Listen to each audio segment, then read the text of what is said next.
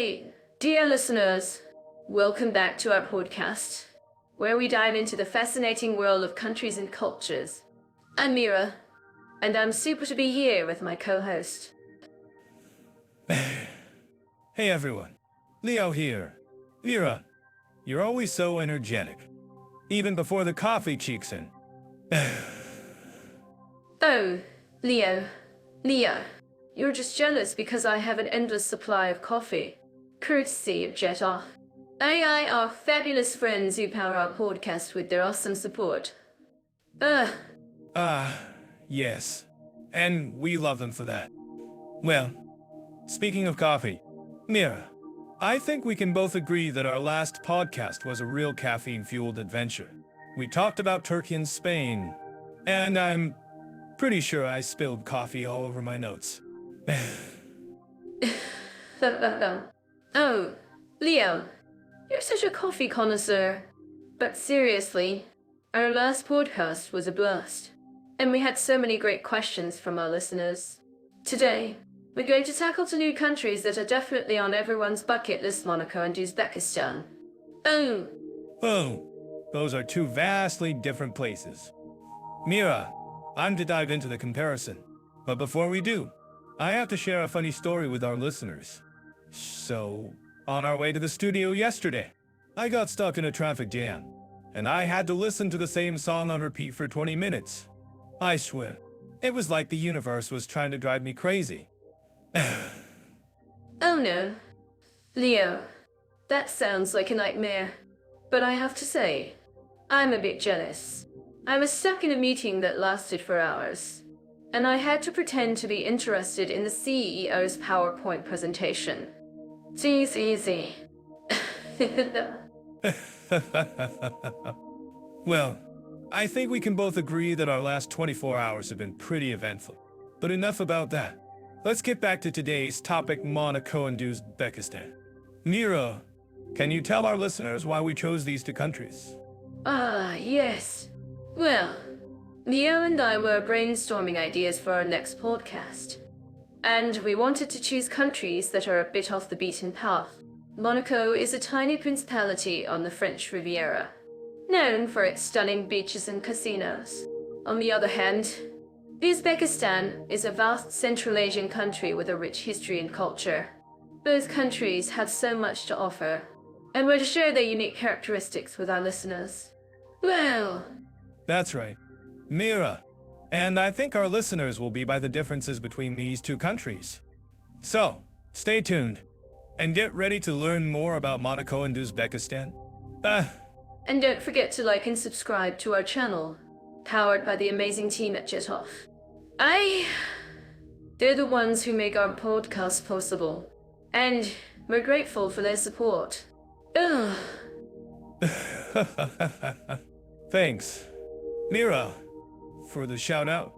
Now, let's dive into our first topic: safety and security in Monaco and Uzbekistan.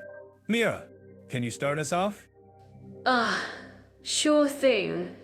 Leo, safety and security are always top concerns when traveling or living abroad. In Monaco, crime rates are extremely low, and the country has a reputation for being one of the safest in the world. On the other hand, Uzbekistan has a more complex security situation, with some areas being off limits to tourists. Ouch! Whoa, that's a big difference. Mira, but I'm sure our listeners will be interested in learning more about the specifics. Let's move on to our next topic: economy and cost of living in Monaco and Uzbekistan. Mira, can you give us an update on the economic situation in both countries? Yes. Monaco has a thriving economy, thanks to its financial sector and tourism industry. The cost of living is relatively high, but the country offers a high standard of living and excellent infrastructure. Uzbekistan, on the other hand, has a more challenging economic situation, with a large informal economy and a high poverty rate. Wow, that's a big difference. Mira, but I think our listeners will be interested in learning more about the pros and cons of living in each country. Let's move on to our next topic: culture and traditions in Monaco and Uzbekistan. Mira, can you tell us about the cultural differences between these two countries? Oh, yes. Monaco has a unique cultural identity, shaped by its history as a principality and its proximity to France. The country has a strong emphasis on luxury and entertainment, with many high-end casinos and hotels. Uzbekistan, on the other hand, has a rich cultural heritage, with a strong tradition of music, dance, and art. The country has a unique blend of Central Asian and Soviet influences, making it a fascinating place to explore. Ugh. That's right, Mira. And I think our listeners will be fascinated by the cultural differences between these two countries. Let's move on to our next topic, food and drink in Monaco and Uzbekistan. Mira, can you give us an update on the culinary scene in both countries? Yes. Monaco is known for its fine dining scene, with many Michelin-starred restaurants serving up French and Mediterranean cuisine. Uzbekistan, on the other hand, has a unique culinary tradition, with many delicious dishes such as pialov, shashlik, and mantou. The country is also famous for its melons and grapes, which are grown in the fertile Fergana Valley. Wow, that's a great update, Mira. And I think our listeners will be interested in learning more about the food scene in each country. Let's move on to our next topic, tourism and travel in Monaco and Uzbekistan. Mira, can you tell us about the tourism industry in both countries? Yes. Monaco is a popular tourist destination, with many visitors drawn to its stunning beaches, casinos, and Formula One racing circuit. Uzbekistan, on the other hand, is a hidden gem for travelers, with many ancient cities, mosques, and mausoleums to explore. The country is also home to the stunning Registan in Samarkand, which is a must-see for any traveler. Ooh! That's right, Mira. And I think our listeners will be interested in learning more about the tourism industry in each country. Let's move on to our next topic, language and culture in Monaco and Uzbekistan. Mira, can you give us an update on the language and culture of both countries? Yes. Monaco has two official languages, French and Monegasque. The country has a unique cultural identity, shaped by its history as a principality and its proximity to France. Uzbekistan, on the other hand, has a complex linguistic situation. I'm sure our listeners are curious about Monaco and Uzbekistan, two countries with vastly different crime rates and safety concerns. Let's start with Monaco, shall we? Monaco, the land of luxury and glamour, but also a hotbed for pickpocketing and petty theft. I'm sure our listeners living in Monaco would agree with me that it's essential to be aware of one's surroundings, especially in crowded areas like the Casino di Monte Carlo. That's a great point. Leo, Monaco's compact size and tourist-heavy areas make it a prime target for thieves. But, on the other hand, its strong police presence and effective crime prevention measures have kept the overall crime rate relatively low. Exactly. And it's not just about the police presence. Monaco's unique cultural and social dynamics play a significant role in maintaining a safe environment. For instance, the country's emphasis on community and social responsibility encourages residents to look out for one another, making it a more harmonious and safe place to live. I love that aspect of Monaco's culture. It's a great example of how a sense of community can positively impact crime rates. Now, let's move on to Uzbekistan, a country with a more complex and nuanced approach to safety and crime. Uzbekistan, a land of ancient history and rich cultural heritage, but also a place where crime and corruption can be a significant issue. I'm curious, Mira, have you heard about the country's efforts to improve its law enforcement and crime prevention strategies?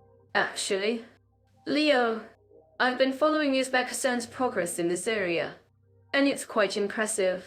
The government has implemented various initiatives to increase transparency and accountability within the police force, as well as to enhance community policing and public safety. That's great to hear, Mira. And it's not just about the government's efforts. Uzbekistan's cultural and social context also play a significant role in shaping its approach to safety and crime. For instance, The country's strong tradition of hospitality and respect for authority can help to maintain social order and prevent conflict. Exactly. And it's also worth noting that Uzbekistan's unique cultural and historical context can sometimes make it challenging for visitors to navigate the country's safety and security landscape. But with the right knowledge and preparation, it's definitely possible to have a safe and enjoyable experience in Uzbekistan. Well, I'm sure our listeners would appreciate some practical advice on how to stay safe in Uzbekistan. Mira, have you got any tips or recommendations for our audience? Actually, Leo, I've got a few suggestions. Firstly, it's essential to research and understand the local customs and laws, especially when it comes to issues like dress code and behavior in public. It's a good idea to stay informed about local conditions and any potential safety concerns, such as natural disasters or civil unrest. Great advice, Mira. And don't forget, our listeners can also stay up to date with the latest travel advisories and safety information from their government or relevant authorities. Now, let's wrap up our discussion on general safety and crime rates in Monaco and Uzbekistan. Absolutely. Leo, I think it's clear that both countries have their unique approaches to safety and crime, and it's essential to be aware of these factors when planning a trip or living in either country. Thanks to our listeners for joining us on this conversation, and don't forget to share your thoughts and experiences in the comments section. That's right, Mira. And if you have any more questions or topics you'd like to discuss, feel free to reach out to us on social media or via email. Until next time, stay safe and happy travels. So, let's talk about Monaco and Uzbekistan in terms of political stability and social harmony. I'm sure our listeners living in these countries would agree with me that these aspects are crucial for a comfortable expat life. Absolutely, Mira. And I think it's interesting that Monaco, being a small principality, has a unique system of governance that ensures stability and harmony among its citizens. It's like a well-oiled machine, you know? That's a great analogy. Leo, and speaking of machines, have you heard about the Grand Prix in Monaco? It's like a well-choreographed dance, with the Formula One cars racing through the streets. Yes, I have. And it's indeed a thrilling spectacle. But let's get back to the topic at hand. Uzbekistan, on the other hand, has a more complex history when it comes to political stability. The country has been through various periods of turmoil, but it's been working towards rebuilding its social fabric. That's right, Leo. And I think it's fascinating to see how Uzbekistan is embracing its cultural heritage while also modernizing its infrastructure. It's like a phoenix rising from the ashes, you know? Well, I wouldn't say it's that dramatic, but I agree that Uzbekistan is making progress in terms of social harmony. The country has a rich cultural heritage, and its people are known for their hospitality. Oh, I completely agree. And I think it's wonderful that Uzbekistan is preserving its cultural traditions while also embracing modernity. It's like a beautiful blend of East and West, don't you think? Well, I think that's a bit of an exaggeration. But I do agree that Uzbekistan is a unique blend of cultures.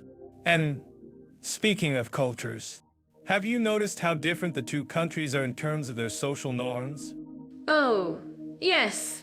I was just about that. In Monaco, for example, the social norms are quite, shall we say, formal? Ah, yes. The French Riviera of the Middle East, where everyone dresses up to the nines and sips champagne on the beach. Well, maybe not everyone, but you get my point. In contrast, Uzbekistan has a more relaxed social atmosphere, with people often gathering in public spaces to socialize. Yes, and I think that's one of the things that makes Uzbekistan so charming. The people are warm and welcoming, and the culture is rich and vibrant. I completely agree, Leo. And I think that's one of the reasons why Uzbekistan is becoming an increasingly popular destination for expats. Yes, and I think it's also because of the country's growing economy and improving infrastructure. It's becoming a more attractive place for people to live and work. Oh, and I almost forgot to mention that Uzbekistan is also home to some of the most beautiful architecture in the world. including the Registan in Samarkand. Ah, yes. The Registan is indeed a stunning example of Islamic architecture. And I think it's wonderful that Uzbekistan is preserving its cultural heritage while also showcasing it to the world. Well, I think it's topic. I'm curious to hear what our listeners think about the political stability and social harmony in Monaco and Uzbekistan. Do you have any thoughts or experiences to share? Well, I think that's a great question, Mira, and I'm sure our listeners will have plenty to say about it. For more insights like this, don't forget to check out Jet-Off, where we have a wealth of information on expat life and everything in between. Well, I think that's a great plug, Leo, and I'm sure our listeners will appreciate it. Well, I hope so, Mira, and I think that's all for today's podcast. Thanks for joining us, and we'll see you next time. Thanks for listening. Everyone, don't forget to subscribe to our podcast for more exciting topics and discussions. So, let's dive into the economic conditions and cost of living in Monaco. I'm sure many of our listeners living there would agree with me that the cost of living is quite high. I mean, have you seen the prices of apartments in Monaco? It's like they're selling sand in the desert. That's true, but Monaco is a tiny country, and the demand for housing is extremely high. I'm actually curious about what our listeners think about this. Do they think it's worth the cost to live in such a beautiful place? Well, for me, it's all about balance.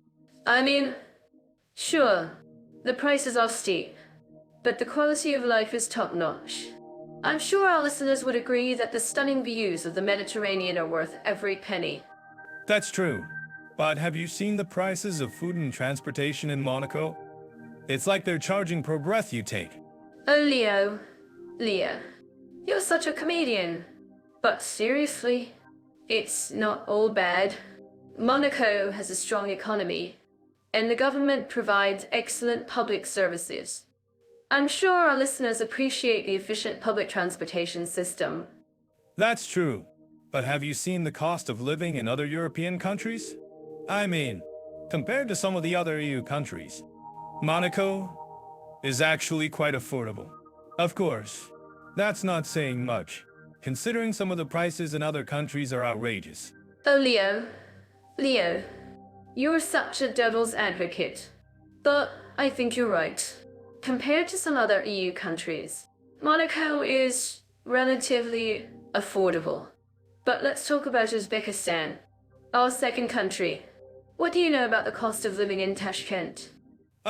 Uzbekistan, a country with a rich history and culture. And the cost of living? Well, let's just say it's a bargain hunter's paradise. Oh, I love it. But seriously, Leo, what's the cost of living like in Tashkent? I've heard it's relatively low compared to other European countries. That's right. The cost of living in Tashkent is relatively low, especially when it comes to housing. I mean, you can get a decent apartment in the city center for a fraction of the cost of what you pay in Monaco. Wow, that's amazing. I'm sure our listeners would love to know more about the cost of living in Tashkent.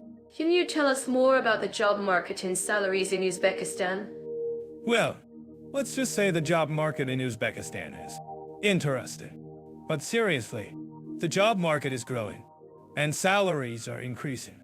However, the cost of living is still relatively low, so you can enjoy a good standard of living without breaking the bank. That's great to hear. And what about healthcare in Uzbekistan? I heard it's not as developed as in some other countries. That's true. The healthcare system in Uzbekistan is not as developed as in some other countries, but it's improving. And with the increasing number of international organizations and NGOs in the country, there are more options for healthcare available. Well, that's great to hear. I'm sure our listeners would love to know more about the healthcare system in Uzbekistan. And speaking of healthcare, have you heard about the new medical facility opening in Tashkent? It's supposed to be state-of-the-art. Yes, I've heard about it. But let's not get ahead of ourselves. We still have to talk about the economic conditions in Monaco. Oh, Leo, you're such a tease. But seriously, let's talk about the economic conditions in Monaco. What do you know about the tax system in Monaco? Ah, the tax system in Monaco. Well, let's just say it's complicated. But seriously, Monaco has a relatively low tax system, which is one of the reasons why it's so popular with expats. Well, that's great to hear. I'm sure our listeners would love to know more about the tax system in Monaco. And speaking of taxes, have you heard about the new tax reform in Uzbekistan? It's supposed to make it easier for foreign companies to invest in the country. Oh, yes, I've heard about it. But let's not get too technical. We're just trying to give our listeners a general idea of what to expect when it comes to economic conditions and cost of living in Monaco and Uzbekistan. Well, I think we've covered a lot of ground today. But before we go, let's talk about the pros and cons of living in Monaco and Uzbekistan. What do you think are the biggest advantages and disadvantages of living in each country? Well, I think the biggest advantage of living in Monaco is the stunning views and the high standard of living. But the biggest disadvantage is the cost of living, of course. Oh, Leah, you're such a comedian. But seriously, I think the biggest advantage of living in Uzbekistan is the low cost of living and the rich cultural heritage. But the biggest disadvantage is the lack of development in some areas, such as healthcare and infrastructure. That's a good point, Mira. And I think our listeners would agree with us that both Monaco and Uzbekistan have their pros and cons. But ultimately, it's up to each individual to decide which country is right for them. Well, I think that's all the time we have for today. Thanks for joining us on this episode of our podcast, and we'll see you next time. And don't forget to like and subscribe to our channel for more exciting episodes. Dive into the world of accommodation options and quality in Monaco and Uzbekistan. I'm sure our listeners living in these countries would agree with me that finding the perfect place to stay can be a challenge, especially when you're new to a city. I completely agree. In Monaco, for instance, you've got the luxury of choosing from some of the most expensive real estate in the world. I mean, who wouldn't want to live in a palace, right? But, of course, that comes with a hefty price tag. Exactly.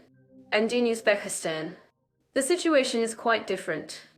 The country has a rich history, and you can find some amazing examples of traditional architecture, like the Relaxation in Samarkand.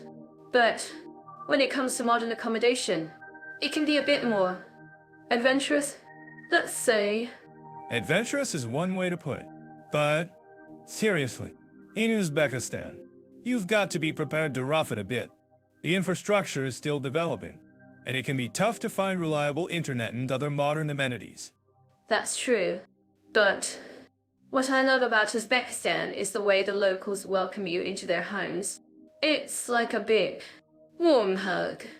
And, of course, the food. You can't leave without trying some delicious PL, or shashlik. You're making me hungry. Mira, but seriously, the food in Uzbekistan is amazing. And, yes, the locals are incredibly friendly. It's a great place to experience the hospitality of the people. So let's talk about the actual accommodation options in Monaco and Uzbekistan.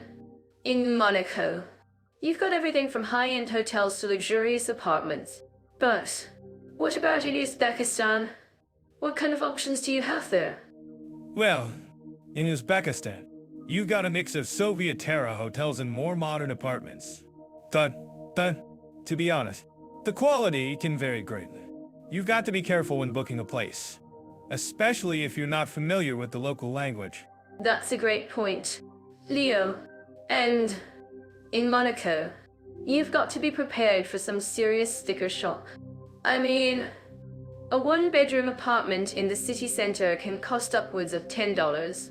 Zaraman. That's right. And in Uzbekistan, it's not quite so expensive.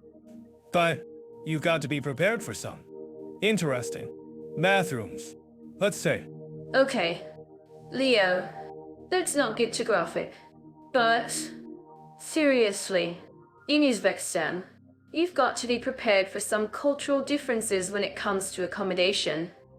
Like, for example, the concept of shared bathrooms. Yes, that's a big one. But, hey, it's all part of the adventure, right? And in Monaco, you've got the luxury of choosing from some of the most modern and comfortable apartments in the world. That's true. But what about for families? What kind of accommodation options do you have for families in Monaco and Uzbekistan? Well, in Monaco, you've got plenty of options for families, from apartments to villas. And in Uzbekistan, you've got some great options for families, too, like the traditional guest houses, or HOVs. Ah, yes. The HOVs are a great way to experience the local culture. And in Monaco, you've got some amazing family-friendly activities, like the Oceanographic Museum in the Princess Grace Rose Garden. And in Uzbekistan, you've got some amazing family-friendly activities, too, like the Samarkand Park and the Tashkent Zoo. So, what's the verdict? Leah, which country would you recommend for accommodation? Well, Mira, I think it depends on what you're looking for. If you want luxury and comfort, Monaco is the way to go. But if you want an adventure and a chance to experience the local culture, Uzbekistan is a great choice. And, of course, there's always the option to split the difference and visit both countries. Who knows?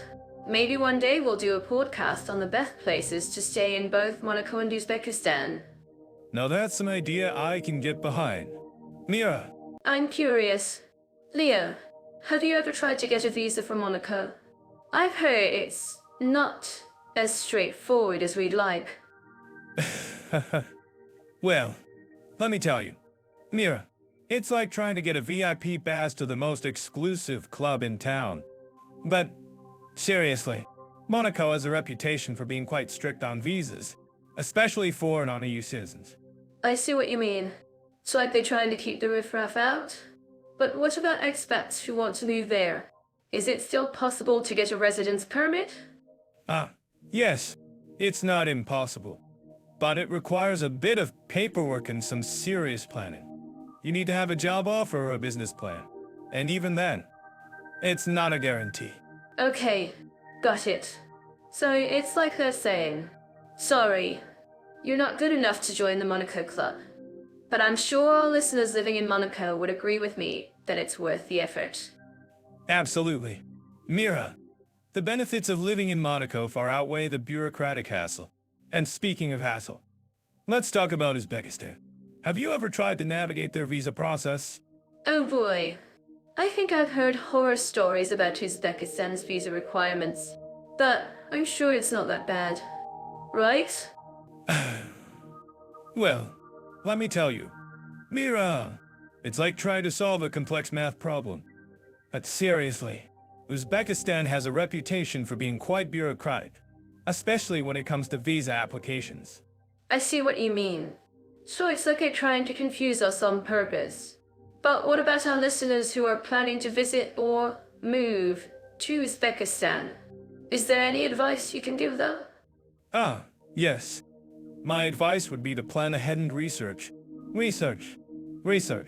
And don't be afraid to ask for help from the Uzbek embassy or consulate. That's great advice.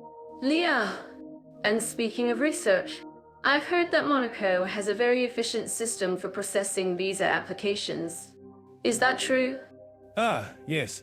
Monaco has a reputation for being quite efficient when it comes to administrative tasks. And it's not just the visa process that's efficient. Their entire system for processing residency permits is also quite streamlined. Well, that's impressive. I'm sure our listeners would love to hear more about that. And what about Uzbekistan? Do they have any similar systems in place? Well, Uzbekistan is still working on modernizing their systems, but they're making progress. And in the meantime, expats can use online platforms to help them navigate the visa process. That's great to hear. Leah, and speaking of online platforms, I've heard that Monaco has a very user-friendly website for processing visa applications. Is that true? Yes. Monaco's website is very user-friendly, and it's easy to navigate. And they also have a dedicated team to help with any questions or issues that may arise. Wow, that sounds amazing. I'm sure our listeners would love to know more about that. And what about Uzbekistan? Do they have any similar resources available? Ah, well, Uzbekistan has a website for visa applications, but it's not as user-friendly as Monaco's. However, they do have a hotline for questions and concerns.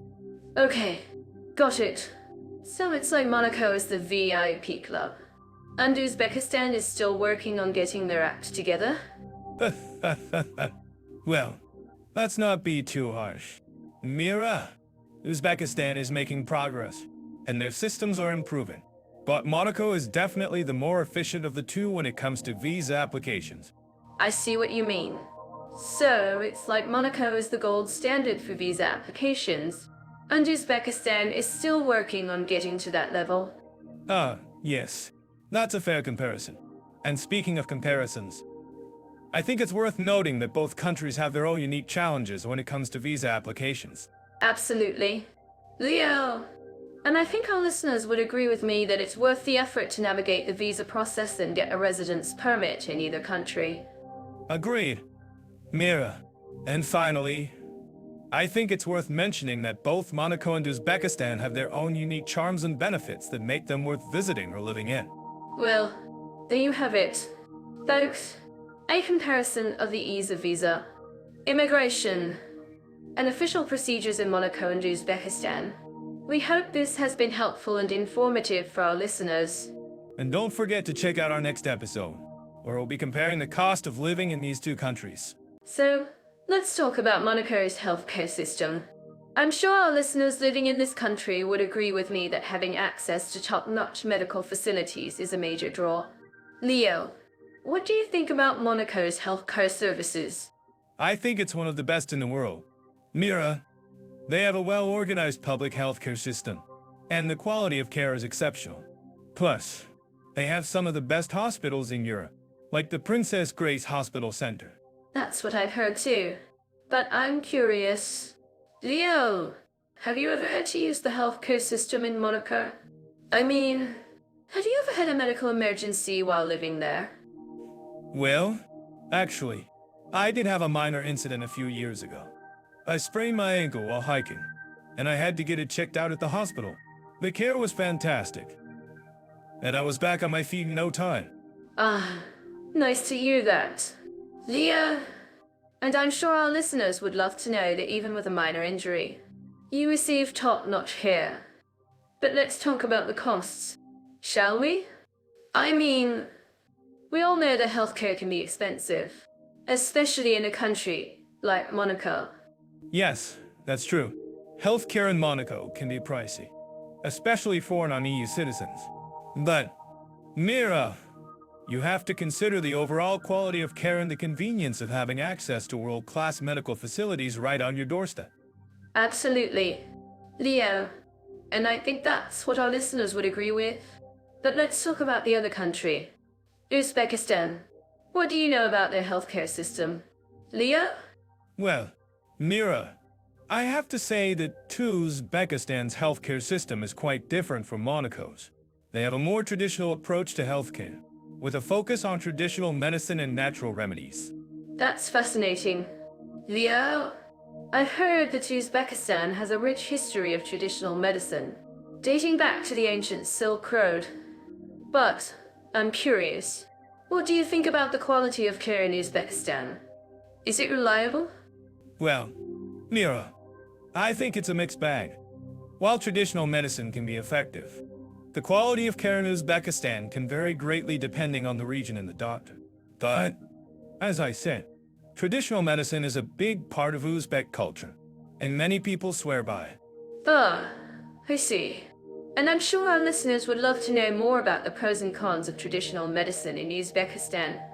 But let's talk about something else, shall we? I mean, what do you think about the cultural nuances of healthcare in these two countries? How do people approach healthcare differently in Monaco and Uzbekistan? That's a great question. Mira, I think in Monaco, people tend to approach healthcare more, shall we say, pragmatically. They expect a high level of care and are willing to pay for it. In Uzbekistan, on the other hand, people tend to approach healthcare more spiritually They believe in the power of traditional medicine and natural remedies. Ah, I see what you mean. Leo, and I think that's what makes these two countries so interesting to compare. But let's talk about something else, shall we? I mean, have you ever had to navigate the healthcare system in either country? What was your experience like? Well, Mira, I have to say that navigating the healthcare system in Uzbekistan was an adventure, to say the least. But I learned it a lot, and I was able to get the care I needed. Ah, nice to hear that, Leo. And I'm sure our listeners would love to know more about your experience navigating the healthcare system in Uzbekistan. But let's wrap up this topic for now, shall we? I mean, I think we've covered a lot of ground, and I'm sure our listeners would love to hear more about these two countries. Absolutely. Mira, I think we've given our listeners a good overview of the healthcare systems in Monaco and Uzbekistan, and I'm sure they'll have plenty to think about as they navigate their own healthcare experiences in these two countries. All right, let's talk about transportation, infrastructure, and convenience in our two countries, Monaco and Uzbekistan, and to dive into the world of trains, buses, and roads in these unique places. Who's ready to get moving? I'm Owen. Monaco, being a tiny principality, has a surprisingly efficient public transportation system. I mean, you can walk or bike almost anywhere. But if you need to get around, the bus network is pretty sweet. That's true, Leo. And speaking of walking, I've heard Monaco's streets are so narrow that even a Vespa can be a challenge to navigate. But what about Uzbekistan? I've seen some amazing photos of the Samarkand train station, and I'm curious about the country's rail network. Yes. Uzbekistan's rail system is indeed impressive. The Samarkand station is a beautiful example of Soviet-era architecture. But let's talk about the trains themselves. The Silk Road trains are a great way to see the country, and they offer a unique blend of old and new. I bet our listeners in Uzbekistan are nodding their heads in agreement right now. So, what about public transportation in general? Do you think Uzbekistan cities have a good balance between buses and taxis? Well, Mira, you're right on point. Uzbekistan cities have a mix of old and new buses, but the taxi situation can be a bit tricky. I mean, you'll find plenty of old Soviet-era taxis, but the roads can be a challenge, especially during rush hour. Rush hour in Tashkent? I can only imagine. So, Leo, have you had any wild experiences with taxis in Uzbekistan? I bet our listeners would love to hear about it. Oh, Mira, you're always getting me to spill the beans. Okay, fine. I did have one experience where the taxi driver insisted on taking a shortcut through the old city. Let's just say it was an adventure. I'm sure it was. And speaking of adventures, what about road quality in Monaco? I've heard the roads are so smooth that even a vintage car would feel right at home. Yes. Monaco's roads are indeed a dream to drive on. But, Mira, you know what they say, you can't have your cake and eat it too. In this case, the smooth roads come at a price. The parking fees are through the roof. Well, I guess you can't have it both ways. Leo! But what about car rentals in Monaco? Are they expensive? Or is it worth splurging for a luxury ride? Mira, you're always asking the tough questions. Car rentals in Monaco can be pricey. But if you want the luxury experience, it's worth splurging. Just be prepared for some serious traffic jams, especially during the Formula One season. I bet our listeners in Monaco are nodding their heads in agreement right now. So, Leo, have you ever tried to navigate the roads in Uzbekistan during rush hour? I bet it's an experience you'll never forget. Oh, Mira, you're pushing me to share my secrets. Okay, fine. I did have one experience where I got stuck in a traffic jam in Tashkent. But let's just say it was an adventure. And I learned a valuable lesson about the importance of patience. I'm sure it was. Leo, and speaking of patience, what about public transportation in general? Do you think Monaco's bus system is more efficient than Uzbekistan's? Mira, that's a tough question. While Monaco's bus system is efficient, Uzbekistan's rail network is a game changer. The Silk Road trains offer a unique experience that's hard to find elsewhere. I bet our listeners in Uzbekistan are smiling right now. So, Leo, what about transportation infrastructure in Monaco? Are there any plans to expand the public transportation system? Ah, Mira, you're always asking the tough questions. While there are plans to improve the public transportation system in Monaco, the country's compact size means that walking and biking are still the best options. I guess you can't have it both ways. Leo, but what about the future of transportation in Uzbekistan? Are there any plans to modernize the rail network? Mira, that's a great question. Uzbekistan is indeed investing in modernizing its rail network, and the Silk Road trains are just the beginning. The country is also looking to expand its bus network and improve road quality. I bet our listeners in Uzbekistan are to hear about these plans. So, Leo, what about transportation tips for our listeners in both countries? Any advice on how to navigate the roads and public transportation systems? Mira, you're always asking the right questions. For Monaco, I'd say be prepared for some serious traffic jams, especially during rush hour. For Uzbekistan, I'd say be patient and flexible. The roads can be unpredictable, but the people are always friendly. I'm sure our listeners will appreciate those tips. Leo! And speaking of friendly people, what about the taxi drivers in Uzbekistan? Are they always so friendly and helpful? Oh, Mira, you're always getting me to spill the beans. Okay, fine. While some taxi drivers in Uzbekistan can be a bit tricky, most of them are indeed friendly and helpful. I'm sure it's an invention navigating the roads in Uzbekistan. So, Leo, what about the future of transportation in Monaco? Are there any plans to expand the public transportation system? Mira, that's a great question. While there are plans to improve the public transportation system in Monaco, the country's compact size means that walking and biking are still the best options. I guess you can't have it both ways. Leo, but what about the future of transportation in Uzbekistan? Are there any plans to modernize the rail network? Mira, that's a great question. Uzbekistan is indeed investing in modernizing its rail network, and the Silk Road trains are just the beginning. The country is also looking to expand its bus network and improve road quality. I bet our listeners in Uzbekistan are to hear about these plans. So, Leo, what about transportation tips for our listeners in both countries? Any advice on how to navigate the roads and public transportation systems? Mira, you're always asking the right questions. For Monaco, I'd say be prepared for some serious traffic jams, especially during rush hour. For Uzbekistan, I'd say... I'm curious. Leo, have you ever tried to navigate a foreign country without speaking the language? I mean, we've all been there. But I'm sure Monaco and Uzbekistan have their own unique language challenges. Yes, I have. And it's always a fun experience. But I must say, Monaco is a bit of a special case, isn't it? I mean, the official language is French, but everyone speaks English. And the tourists, well, they mostly speak English too. That's true. But what about the locals? I've heard that in Monaco, the language barrier is actually quite low, and many people speak English fluently. But what about Uzbekistan? I've been told that Uzbek is a very difficult language to learn. Yes, Uzbekistan. Well, I've been there, and I can tell you that it's a real challenge. The language is not as widely spoken as you might think. And even among the younger generation, many people don't speak English. But, you know, it's all part of the adventure, right? Absolutely. And I'm sure our listeners will agree with me.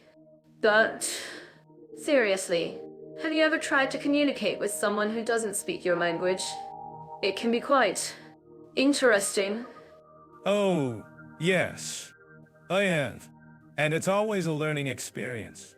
But, in all seriousness, I think that's one of the things that makes travel so exciting, the opportunity to connect with people from different cultures and languages. That's so true. Leo, and speaking of cultures, Have you noticed how different the communication styles are in Monaco and Uzbekistan? I mean, in Monaco, it's all very formal and polite, while in Uzbekistan, it's more energetic and expressive. Yes, I've noticed that. And I think it's great that we can learn from these cultural differences and adapt our own communication styles to be more effective. Exactly. And I'm sure our listeners will appreciate the insight. So, let's talk about some practical tips for communicating in Monaco and Uzbekistan. What do you think are the most important things to keep in mind? Well, in Monaco, I think it's essential to learn some basic French phrases, like bonjour and merci, and to be respectful of the local customs and traditions. And in Uzbekistan, I think it's crucial to learn some basic Uzbek phrases, like selam and rakameh, and to be patient and understanding when communicating with locals. That's great advice, Leo. And I think it's also important to remember that language is not the only barrier to communication. Cultural differences, customs, and traditions can also play a big role. Absolutely. And I think that's one of the things that makes travel so rewarding, the opportunity to learn about and appreciate different cultures and traditions. Well, I'm sure our listeners will appreciate the tips and advice. And if you have any questions or comments, please don't hesitate to share them in the comments section below. And if you're planning a trip to Monaco or Uzbekistan, don't forget to brush up on your language skills and be respectful of the local customs and traditions. And don't forget to have fun and be open-minded.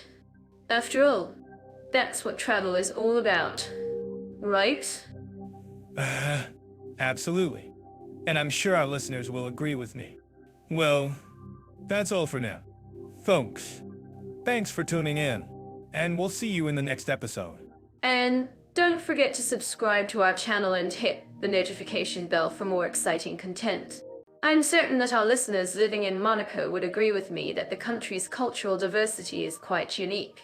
With a population of just over 39, it's a melting pot of different nationalities, including French, and even some Russian and Eastern European influences.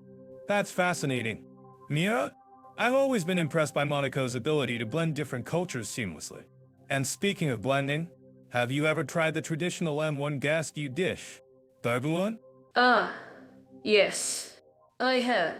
It's a stuffed ravioli-like dish filled with meat and vegetables, and it's absolutely delicious. But what I find even more interesting is how Monaco has managed to maintain its cultural heritage while still embracing modernity. It's a true example of cultural tolerance in action. I couldn't agree more. Mia. And it's not just the food that's a reflection of Monaco's cultural diversity. The architecture, art, and even the royal family itself are all testaments to the country's rich cultural heritage. Exactly. And I think that's what makes Monaco so special. It's a place where you can experience the best of both worlds, the elegance and sophistication of European culture, combined with the warmth and hospitality of a small Mediterranean nation. That's a great point. Mira, and speaking of small nations, have you ever been to Uzbekistan? I recently visited the country and was blown away by its stunning architecture, vibrant culture, and warm people. Oh, yes.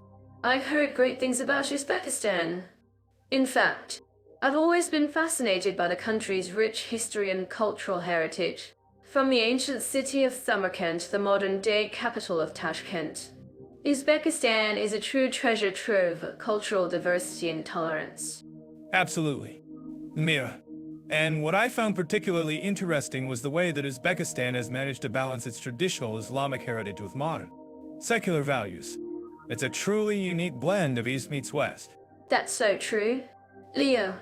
And I think that's what makes Uzbekistan such a fascinating place to visit, the opportunity to experience a rich cultural heritage while still being a part of the modern, forward nation. Well, I think we're running low on time. But before we go, I'm curious, what do you think our listeners would say about the cultural diversity and tolerance in Monaco and Uzbekistan? That's a great question.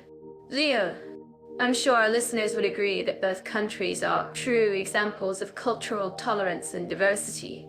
And if you have any thoughts or opinions on the matter, Please let us know in the comments below. That's all for now. Folks, thanks for tuning in. And don't forget to subscribe to our channel and hit that notification bell, so you can stay up to date on all our latest episodes and podcasts. And if you have any suggestions for future episodes or topics, please let us know in the comments below. We love hearing from our listeners. Thanks for joining us on this episode of our podcast. And we'll catch you all in the next one. Stay curious and keep exploring the world around you. And don't forget to practice your tolerance and understanding of different cultures. It's a valuable skill in today's globalized world. That's all for now. Folks, thanks again for tuning in. And we'll see you soon. And remember, cultural diversity and tolerance are essential for a harmonious and peaceful world. Let's all do our part to promote understanding and acceptance. Well, that's all for this episode. Folks, thanks for listening. And we'll catch you all in the next one. I'm sure our listeners living in Monaco would agree with me that the country's high standard of living is closely tied to its excellent education system. From early childhood to higher education, Monaco's schools are known for their high-quality facilities and experienced teachers. But let's not forget the unique aspect of Monaco's education system, its emphasis on bilingualism. Many schools in Monaco offer bilingual education in French and English, which is perfect for students who want to pursue international careers. That's absolutely right. Leo! And speaking of international careers, I'm curious about what our listeners think about the job prospects for graduates from Monaco's universities. Do you think it's easy to find a job in Monaco after completing your studies? Well, Mira, from what I've researched, it seems that the job market in Monaco is quite competitive, especially in fields like finance and tourism. But I'm sure our listeners would agree that having a degree from a reputable university like the University of Monaco is a great starting point. Exactly. And did you know that Monaco has a unique system of apprenticeships, where students can gain practical experience in their chosen field while still studying? It's a great way to get hands-on experience and build connections in the industry. Wow, that's really impressive. And I think it's worth noting that Monaco's education system is highly focused on innovation and technology. The country has invested heavily in digital infrastructure and is home to several tech startups and incubators. That's right. Leo. And speaking of innovation, I'm curious about what our listeners think about the use of technology in education. Do you think it's beneficial to use digital tools in the classroom? Or do you prefer a more traditional approach? Well, Mira, I think it's a bit of both. Technology can be a great tool for engaging students and making learning more interactive. But sometimes I think it's overused. I'm sure our listeners would agree that there's a balance to be struck between technology and traditional teaching methods. Absolutely. And I think it's worth noting that Monaco's education system is highly focused on student well-being and mental health. The country has implemented several programs to support students' mental health and provide resources for stress management. That's really impressive, Mira. And I think it's worth noting that Monaco's education system is also highly international, with students from all over the world studying in the country. It's a great way to promote cultural exchange and understanding. Exactly. And speaking of cultural exchange, I'm curious about what our listeners think about the cultural differences between Monaco and Uzbekistan. Have you noticed any differences in the way education is approached in the two countries? Well, Mira, I think one of the main differences is the emphasis on traditional education in Uzbekistan. The country has a strong tradition of oral storytelling and music, which is often incorporated into the curriculum. That's fascinating. Leo. And I think it's worth noting that Uzbekistan has a highly developed system of vocational training, where students can learn practical skills in areas like textiles, crafts, and agriculture. Yes. And I think it's worth noting that Uzbekistan's education system is also highly focused on the arts and humanities. The country has a rich cultural heritage, with many famous poets, writers, and musicians. Exactly. And speaking of cultural heritage, I'm curious about what our listeners think about the use of traditional music and dance in education. Do you think it's beneficial to incorporate traditional arts into the curriculum? Well, Nira, I think it's a great way to promote cultural awareness and appreciation. But sometimes I think it's overemphasized. I'm sure our listeners would agree that there's a balance to be struck between traditional arts and more modern approaches to education. Absolutely. And I think it's worth noting that Uzbekistan's education system is highly focused on community service and social responsibility.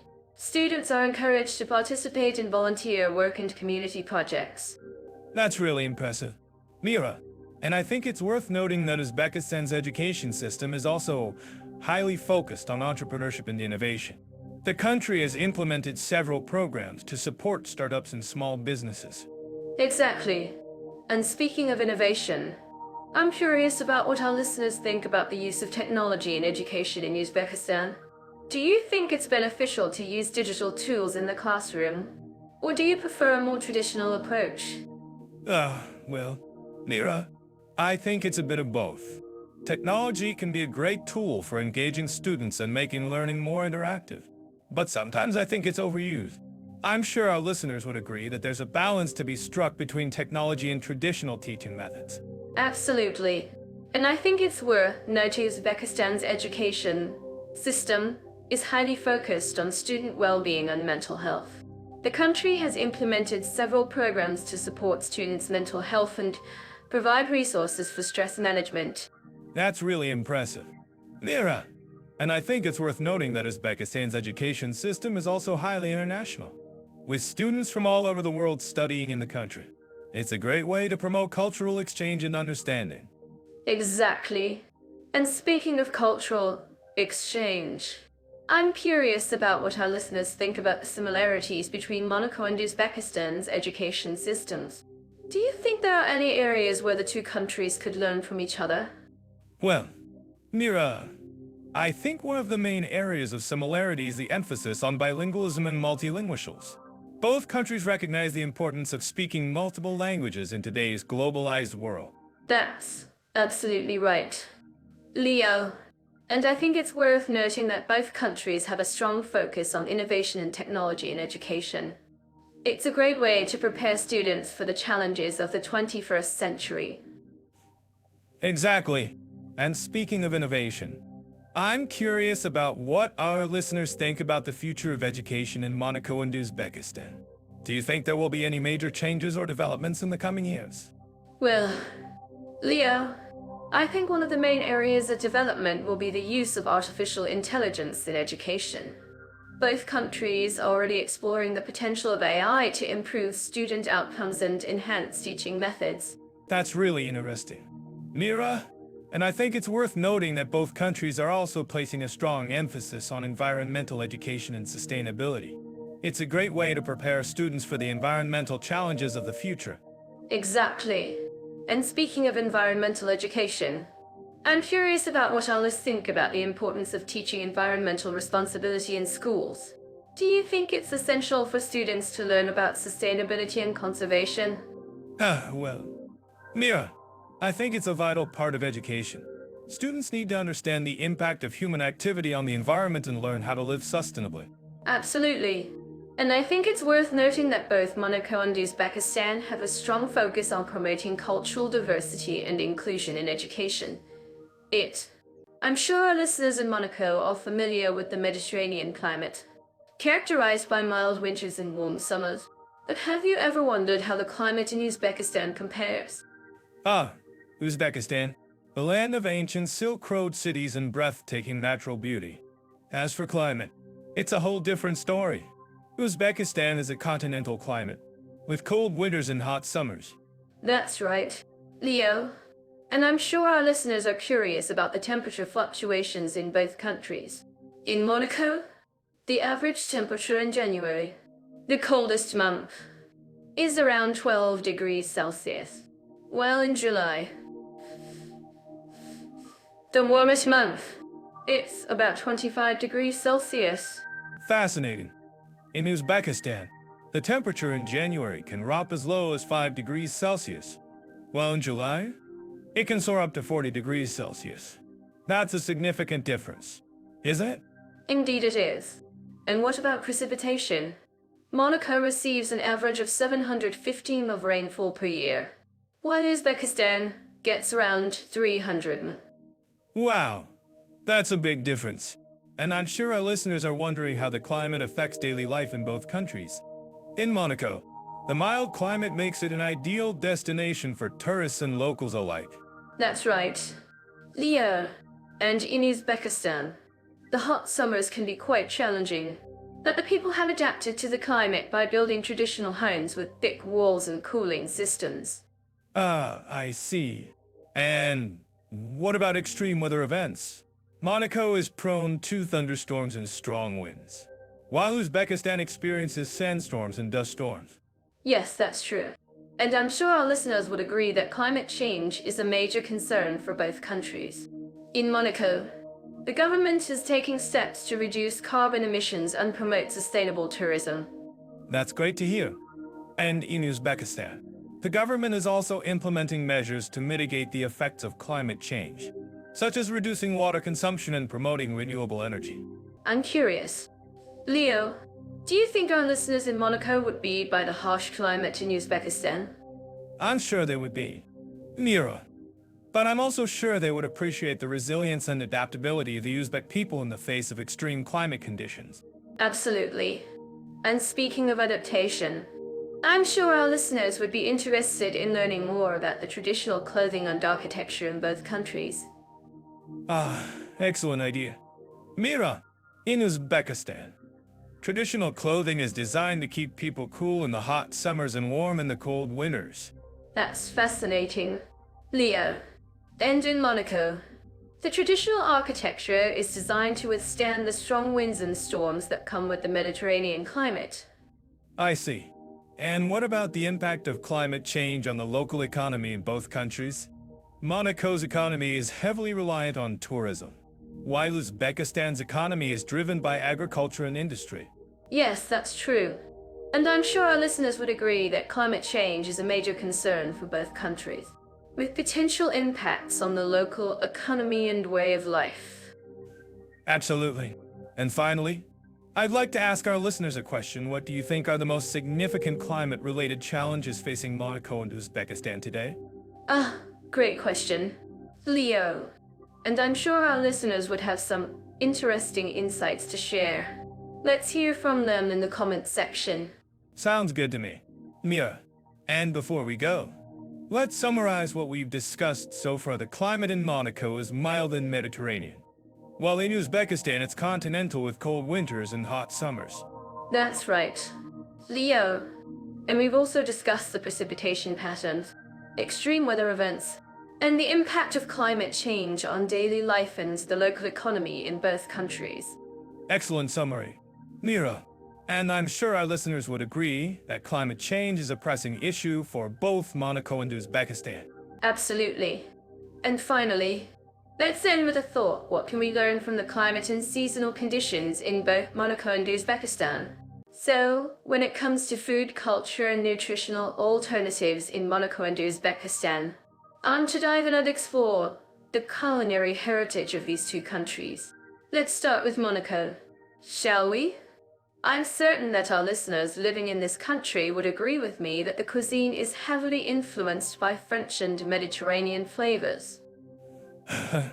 Yes, and Monaco's food scene is indeed a fusion of French and Mediterranean flavors, with a focus on fresh seafood and local ingredients. But let's be real.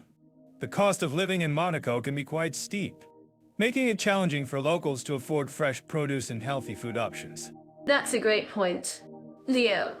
And speaking of affordability, I'm curious to know how our listeners in Monaco would rate the availability and affordability of healthy food options in their country. Do you think there's a need for more affordable and accessible healthy food options in Monaco? That's a great question, Mira. And I think it's worth noting that Monaco has made significant strides in promoting healthy eating and sustainable food practices. For example, the country has implemented a zero food waste initiative, which aims to reduce food waste and promote food recovery. Wow, that's impressive. Leo, and I'm sure our listeners would love to know more about this initiative. Perhaps we can delve deeper into it in a future episode. But for now, let's move on to Uzbekistan. I'm fascinated by the country's rich culinary heritage and the influence of Central Asian, Russian, and Middle Eastern flavors. Ah, yes. Uzbekistan's cuisine is indeed a fascinating blend of flavors and influences. And one of the unique aspects of Uzbek cuisine is the use of plov, a traditional dish made with rice, meat, and vegetables. But I'm curious to know, Mira, have you ever tried plov before? Yes, Leo, I have tried PLOV before, and it's absolutely delicious.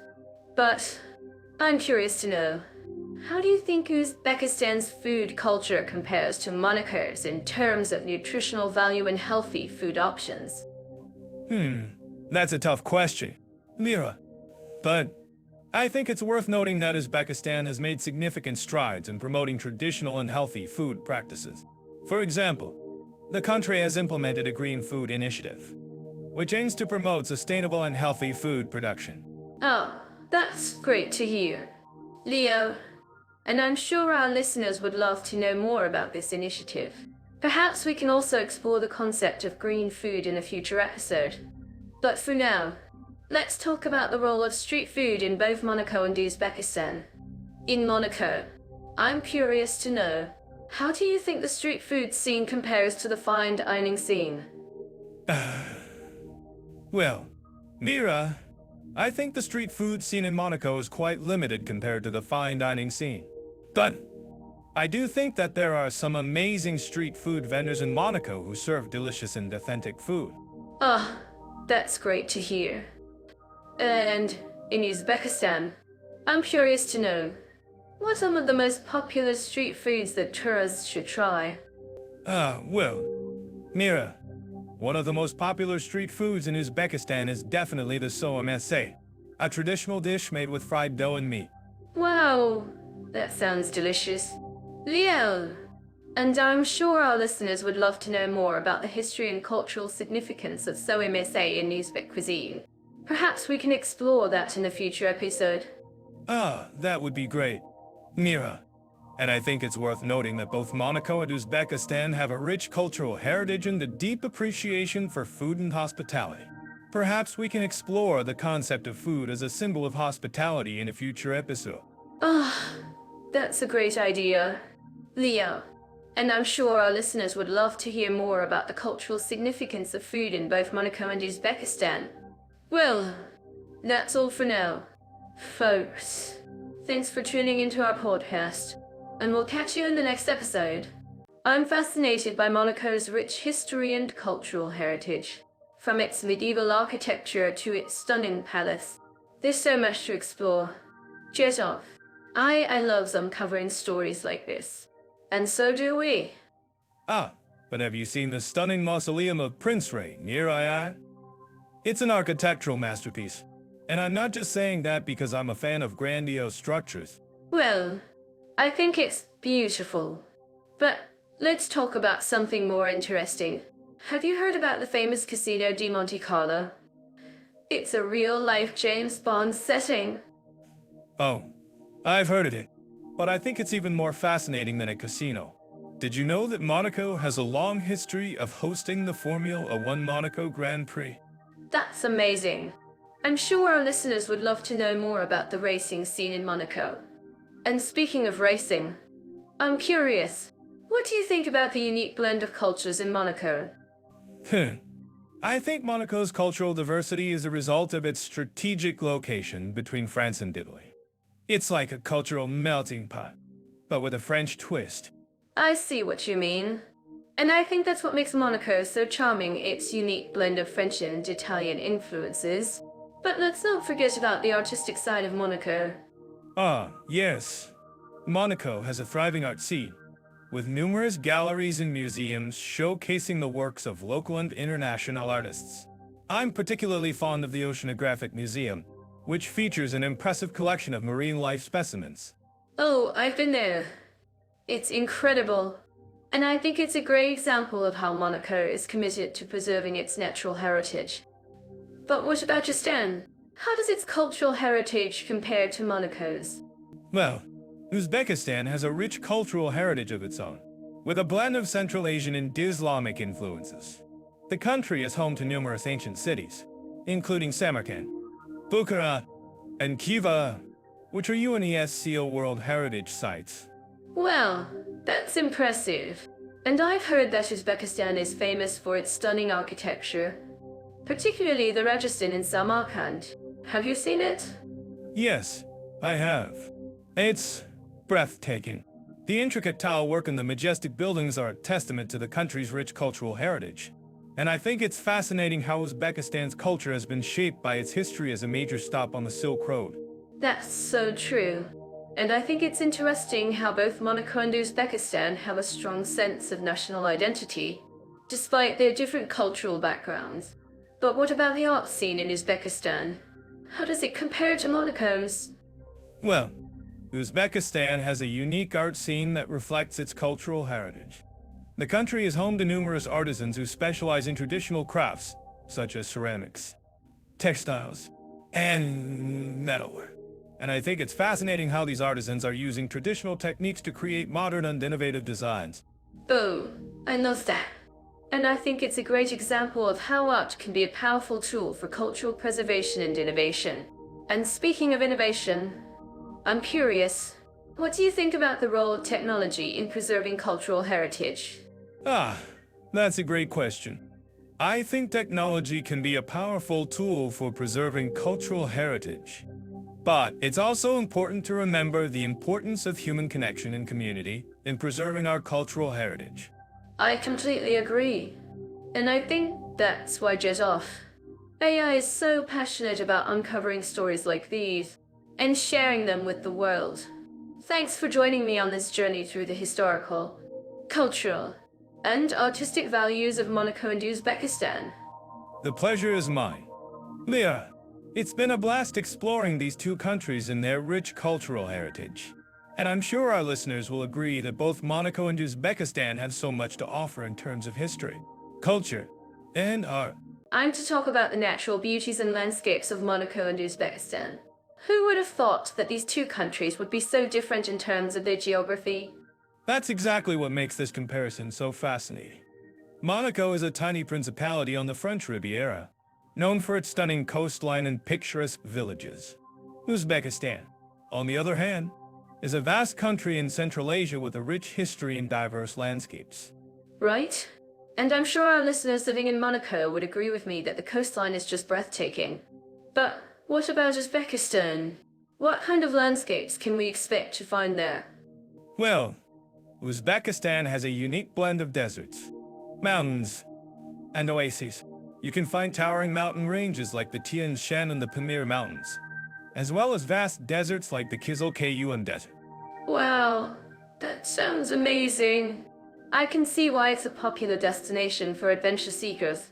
And what about the coastlines? Do they have any beautiful beaches like Monaco?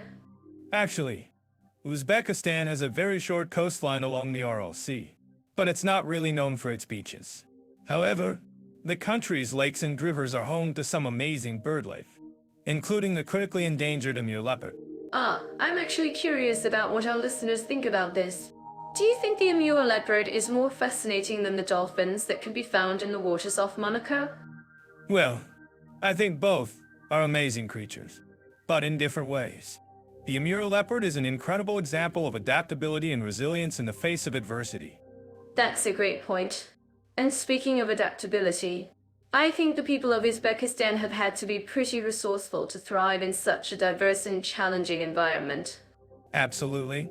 And it's not just the people, the country's architecture and art also reflect its rich cultural heritage. The cities of Samarkand and Bukhara are especially famous for their stunning madrasas and minarets. Oh, I've heard so much about those cities, and I'm sure our listeners would love to visit them someday. But in the meantime, let's talk about some of the natural wonders of Monaco. What's your favorite spot in the Principality? That's a tough one. But if I had to choose, I'd say it's the La Riviera Beach. It's a beautiful stretch of sand that's perfect for sunbathing and swimming. That sounds lovely. And I'm sure our listeners would agree that a good beach day is just what they need to relax. But what about Uzbekistan? Do you think there's anything that can compare to the beauty of La Orvieto Beach? Well, I think the Fergana Valley is definitely worth a visit. It's a stunning region that's home to some of the country's most fertile soil and beautiful scenery. Ah, I've heard of the Fergana Valley, and I'm sure our listeners would love to learn more about it. Maybe we can even plan a trip there someday. That sounds like a great idea. And who knows, maybe we'll even get to see some of the country's famous silk production. Ah, silk? That's a great idea. I'm sure our listeners would love to learn more about the silk making process in Uzbekistan. Absolutely. And it's not just the silk, the country's textiles and handicrafts are also incredibly beautiful and unique. Oh, I agree. And speaking of unique textiles, I think the people of Monaco have their own special traditions when it comes to fashion. What do you think about the Principality's style? Well, I think the people of Monaco have a very elegant and refined sense of style. They're known for their love of luxury and high-end fashion. Ah, I see what you mean. And I'm sure our listeners would agree that there's something very special about the way the people of Monaco dress. But what about Uzbekistan? Do you think the country has its own unique fashion sense? Actually, I think Uzbekistan has a very rich and vibrant textile tradition. The country's handicrafts and textiles are incredibly beautiful and unique. Oh, I'm so glad you brought that up. And I'm sure our listeners would love to learn more about the textiles of Uzbekistan. Maybe we can even plan a trip there someday to see the country's textile production up close. That sounds like a great idea. And who knows, maybe we'll even get to see some of the country's famous silk production. Silk. That's a great idea. I'm sure our listeners would love to learn more about the silk making process in Uzbekistan. Absolutely. And it's not just the silk, the country's textiles and handicrafts are also incredibly beautiful and unique. Oh, I agree. And speaking of unique textiles, I think the people of Monaco have their own special traditions when it comes to fashion. What do you think about the Principality's style? Well, I think the people of Monaco have a very elegant and refined sense of style. They're known for their love of luxury and high-end fashion. I see what you mean. And I'm sure our listeners would agree that there's something very special about the way the people of Monaco dress. But what about Uzbekistan? Do you think the country has its own unique fashion sense? Actually, I think Uzbekistan has a very rich and vibrant textile tradition. The country's handicrafts and textiles are incredibly beautiful and unique. Oh, I'm so glad you brought that up. And I'm sure our listeners would love to learn more about the textiles of Uzbekistan. Maybe we can even plan a trip there someday to see the country's textile production up close. That sounds like a great idea. And who knows, maybe we'll even get to see some of the country's famous silk production. Silk. That's a great idea. I'm sure our listeners would love to learn more about the silk making process in Uzbekistan. Absolutely. And it's not just the silk, the country's textiles and handicrafts are also incredibly beautiful and unique. Oh, I agree. And speaking of unique textiles, I think the people of Monaco have their own special traditions when it comes to fashion. What do you think about the Principality's style? Well, I think the people of Monaco have a very elegant and refined sense of style. They're known for their love of luxury and high-end fashion. I see what you mean. And I'm sure our listeners would agree that there's something very special about the way the people of Monaco dress. But what about Uzbekistan? Do you think the country has its own? Monaco is a tiny principality, but it's packed with high-stakes sports and luxury adventure options. I'm sure our listeners living in this country would agree that it's the perfect place for thrill seekers and high rollers. But Monaco's also got a more laid-back side. Mira, you can find quiet coves and secluded beaches where you can enjoy water sports and snorkeling without the crowds. That's true. Leo, let's not forget about the Formula One Grand Prix, which takes place on the Circuit de Monaco. It's one of the most iconic and challenging racing circuits in the world. And then there's the Monaco Yacht Show, which attracts some of the world's most luxurious yachts. I'm sure our listeners would love to know more about the opulent parties and high-end networking that goes on at this event. Well, I'm sure we can dig into that a bit later. Leo, but for now, let's talk about some of the more adventurous activities you can do in Monaco. Have you ever tried paragliding over the Mediterranean? Ah, Mira. You know I love a good adrenaline rush. But I think paragliding might be a bit too extreme for some of our listeners. What about rock climbing or hiking in the nearby hills? Oh, that's a great idea. Monaco's got some fantastic hiking trails that offer breathtaking views of the coastline and the surrounding mountains. And for rock climbing enthusiasts, there are plenty of routes to choose from, including some more challenging ones that require a bit of technical expertise.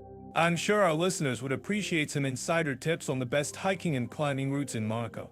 Perhaps we can include some recommendations in our next episode. That's a great idea, Leo.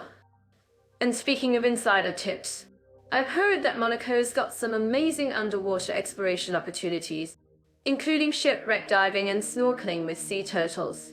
Oh, that sounds incredible. I'm sure our listeners would love to know more about the best spots for underwater exploration in Monaco. And maybe we can even feature some local experts who can share their knowledge and tips. That's a fantastic idea, Leo. And I'm sure our listeners would appreciate some advice on how to stay safe while exploring the underwater world. Of course. Mira, safety is always the top priority when it comes to adventure sports and activities. Well, I'm sure our listeners would agree that Uzbekistan is a very different country from Monaco when it comes to adventure sports and activities. That's an understatement. Mira, Uzbekistan's got some of the most rugged and unforgiving landscapes on the planet. But it's also got some of the most incredible natural wonders, including the RLC and the Tunshan Mountains. Wow, Leo, you're really selling Uzbekistan as the ultimate adventure destination. I'm sure our listeners are eager to know more about the best activities and sports to do in this country. Well, Mira, I think we've got a lot to talk about when it comes to Uzbekistan. From horseback riding and camel trekking to paragliding and rock climbing, there are plenty of options for adventure seekers. And what about the traditional sports and activities? Leo? I've heard that Uzbekistan has a rich cultural heritage when it comes to martial arts and acrobatics. Ah, yes. Mira, Uzbekistan's got a long tradition of martial arts, including wrestling and fencing. And its acrobatic traditions are world-renowned, with incredible feats of strength and agility. Well, I'm sure our listeners would love to know more about the best places to experience traditional sports and activities in Uzbekistan. Perhaps we can feature some local experts who can share their knowledge and insights. That's a great idea. Mira, and I'm sure our listeners would appreciate some insider tips on the best ways to experience the natural wonders of Uzbekistan. Well, I think we've got a lot to cover when it comes to sports, activity, and adventure options in Monaco and Uzbekistan. But I'm sure our listeners are eager to know more. And I'm sure we'll be happy to oblige. Mira, after all, adventure is just a click away. I'm certain that our listeners living in Monaco would agree with me when I say that the nightlife in this tiny principality is nothing short of magical. From the opulent casinos to the picturesque harbor, Monaco's after-hours scene is a must experience. Have you ever been to Monaco, Leo? Ah, Mira, you're painting a picture with words. But let me tell you, the real magic happens in the streets of Uzbekistan. The nightlife in Tashkent is a fusion of traditional and modern, with ancient mosques and bazaars transformed into vibrant entertainment hubs. It's a cultural melting pot that's hard to resist. I love how you're making me curious about Uzbekistan, Leo. But let's get back to Monaco. The Formula One Grand Prix, which takes place in May, is a highlight of the Monaco nightlife calendar. The atmosphere is electric, and the casinos are always buzzing with excitement. Have you ever attended a Grand Prix, Leo? Well, Mira, I may not have attended a Grand Prix, but I can tell you that the nightlife in Uzbekistan is not for the faint of heart. The city of Bukhara, for example, has a rich history of hospitality, and its nightlife reflects this. The ancient city walls come alive at night with music, dance, and so, creating an unforgettable experience. That sounds incredible, Leo. I'm sure our listeners would love to know more about Bukhara's nightlife. But let's talk about Monaco's famous casinos. The Casino di Monte Carlo, for instance, is a stunning example of Belle Epoque architecture and offers an exclusive gaming experience. Have you ever played poker in a casino? Leo? Mira, you're trying to get me to spill my secrets. But I'll let you in on a little tip: the nightlife in Uzbekistan is not just about casinos and gaming. The country has a thriving music scene, with traditional Uzbek music blending with modern styles. You can find everything from folk to hip-hop in the city's many music venues. That's fascinating. Leo, I'm actually curious about what our listeners think about this. Do you think the nightlife in Monaco and Uzbekistan has any similarities, despite their cultural differences? Perhaps the emphasis on entertainment and socializing? Oh, Mira, you're asking the right questions. I think both countries share a common thread: the importance of community and socializing. In Monaco, you'll find people from all over the world coming together to enjoy the nightlife. Just like in Uzbekistan. It's a testament to the power of human connection and the joy of sharing experiences with others. Well said. Leo, I think our listeners would agree with us on this. But let's not forget about the festivals and events that take place in both countries. The Monaco Grand Prix, as I mentioned earlier, is a highlight of the year, while Uzbekistan hosts the Navroz Festival, which celebrates the spring equinox. Have you ever attended a festival or celebration in Uzbekistan? Leo? Mira, you're testing my knowledge. But I'll let you in on a little secret: the Navroz Festival is an incredible experience. The traditional music, dance, and food create a lively atmosphere that's hard to resist. And, who knows, maybe one day we'll have a festival in Monaco that combines traditional and modern elements, just like in Uzbekistan. Well, Leo, it seems like we've only scratched the surface of the nightlife and entertainment scenes in Monaco and Uzbekistan. But I think our listeners would agree that both countries offer unique and unforgettable experiences. Perhaps we can continue this conversation in our next episode, exploring more of the cultural differences and similarities between these two fascinating countries. Yeah, you're always leaving us wanting more. But I think we've given our listeners a good taste of what to expect from the nightlife in Monaco and Uzbekistan. Until next time, stay curious and keep exploring. Monaco is known for its picturesque coastline and luxurious vibe. But how does it fare when it comes to family-friendly environments and children's activities? Monaco's got its share of kid-friendly attractions, like the Oceanographic Museum, which has an amazing aquarium and a variety of marine life exhibits. And let's not forget the Prince's Palace, which is a great place for kids to learn about history and royalty. That's great to hear, Leo. But I'm curious, how do N1 Gascu families balance their love of luxury with the needs of their kids? Do they have any special programs or initiatives in place to support family life? Well, Monaco's got a great reputation for being family-friendly, and it shows in the way they've designed their public spaces. For example, the Grimaldi Forum has a wonderful kids area with play equipment and activities, and the city's many parks and gardens are perfect for picnics and family outings. I can imagine. Monaco's got a very relaxed and laid-back atmosphere, which is perfect for families. But I'm sure our listeners living in Monaco would agree that it's not all sunshine and rainbows. What about the more challenging aspects of family life in Monaco? Do parents struggle to balance work and family responsibilities? Yes. That's a great point. Mira, while Monaco's got a lot of advantages, it's also a very expensive place to live, which can be a challenge for families. And of course, there's the language barrier. Many M1 Gascus speak French or Italian, but not everyone speaks English, which can make it difficult for families to navigate the system. That's a great point. Leo, and speaking of language, I've heard that Uzbekistan has a very unique and rich cultural heritage.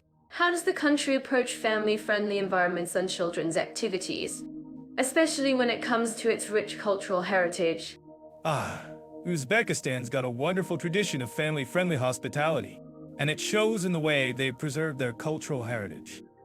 For example, the city of Samarkand has a beautiful Registan Square, which is a great place for kids to learn about history and architecture.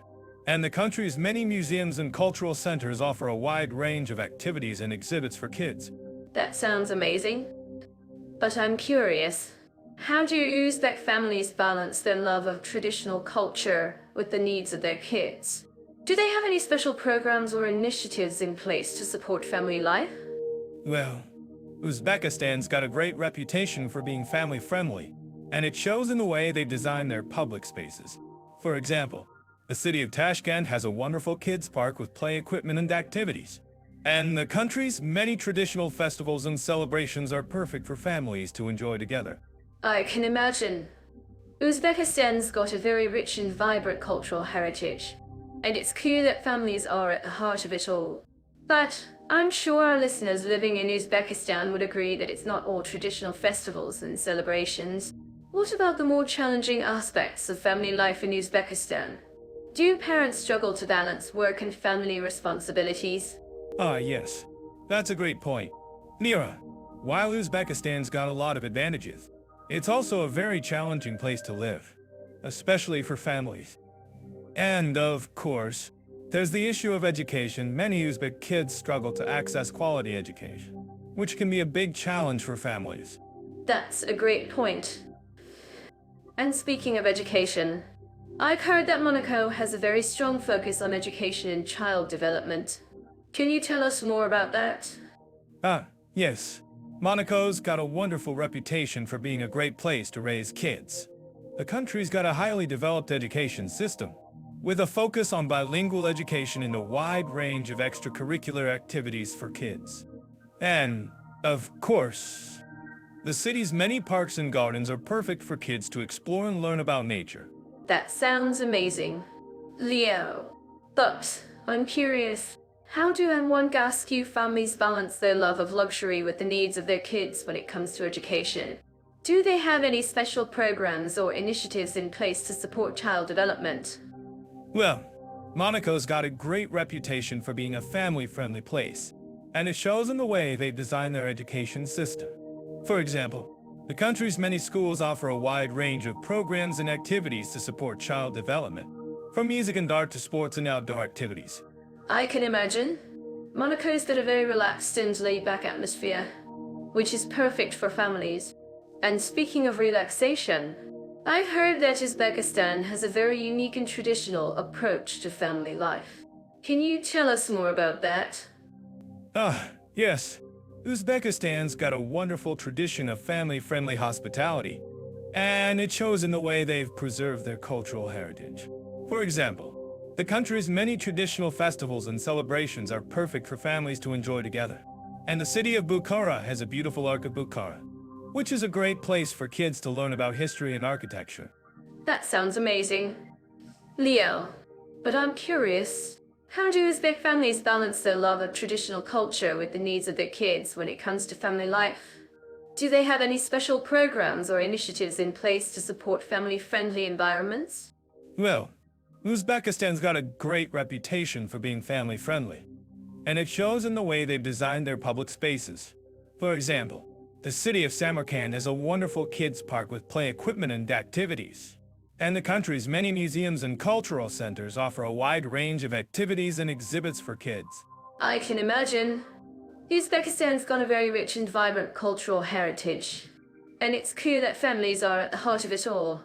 But I'm sure our listeners living in Uzbekistan would agree that it's not all traditional festivals and celebrations.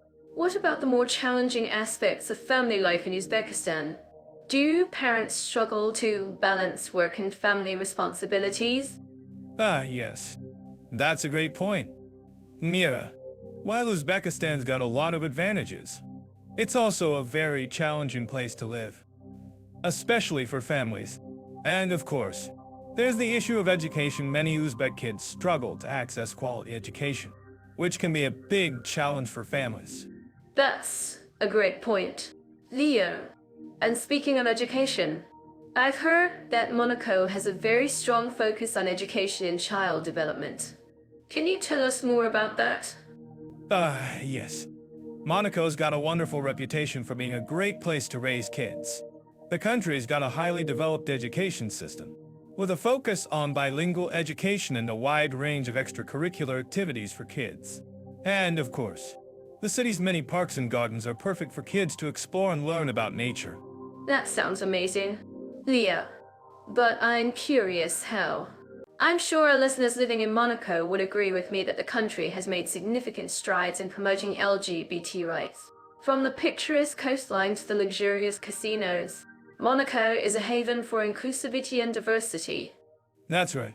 Mira, Monaco has been a pioneer in the fight for LGBT rights. Its stunning natural beauty is only matched by its progressive attitude towards the community. But let's not forget, we're comparing Monaco to Uzbekistan, a country with a rich cultural heritage, but also a complex history when it comes to LGBT rights. Yes. And that's exactly what makes this comparison so fascinating. Uzbekistan, with its vibrant markets and ancient history, presents a unique challenge for LGBT individuals. But, Leo, I have to say, I'm a bit by your reaction. You're not usually so diplomatic. Mira, you know me too well. I'm just trying to keep things in perspective. But, seriously, Monaco's approach to LGBT rights is indeed impressive. The country has implemented laws protecting against discrimination, and its pride events are some of the most vibrant and well-attended in Europe. I completely agree. Leo! And I'm curious, what do you think is the most significant difference between Monaco and Uzbekistan when it comes to LGBT rights? Well, Mira, I think it's the level of awareness and acceptance within the community. In Monaco, LGBT individuals are openly welcomed and celebrated. Whereas, in Uzbekistan, there's still a lot of work to be done to create a safe and inclusive environment. That's a great point, Leo. And I'm actually curious about what our listeners think about this. Do you think that Monaco's approach to LGBT rights is something that Uzbekistan could learn from? Absolutely. Mira, I think that Monaco's commitment to inclusivity and diversity is a model that other countries, including Uzbekistan, could follow. And I'm not just talking about laws and policies. I'm talking about creating a cultural shift towards acceptance and understanding. I couldn't agree more. Leo, and I think that's something that our listeners can definitely relate to. Whether you're living in Monaco or Uzbekistan, creating a safe and inclusive environment for LGBT individuals is crucial for building a stronger, more diverse community. Well said. Mira, and I think that we should all keep in mind, especially when we're traveling or living abroad, by being aware of the local culture and customs, we can help create a more inclusive and accepting environment for everyone. That's so true. Leo, and I think that's something that our listeners can definitely apply to their own lives. Whether you're a tourist or a resident, being respectful and open-minded is key to creating a positive experience for everyone. Exactly. Mira, and I think that's something that Monaco and Uzbekistan can both learn from.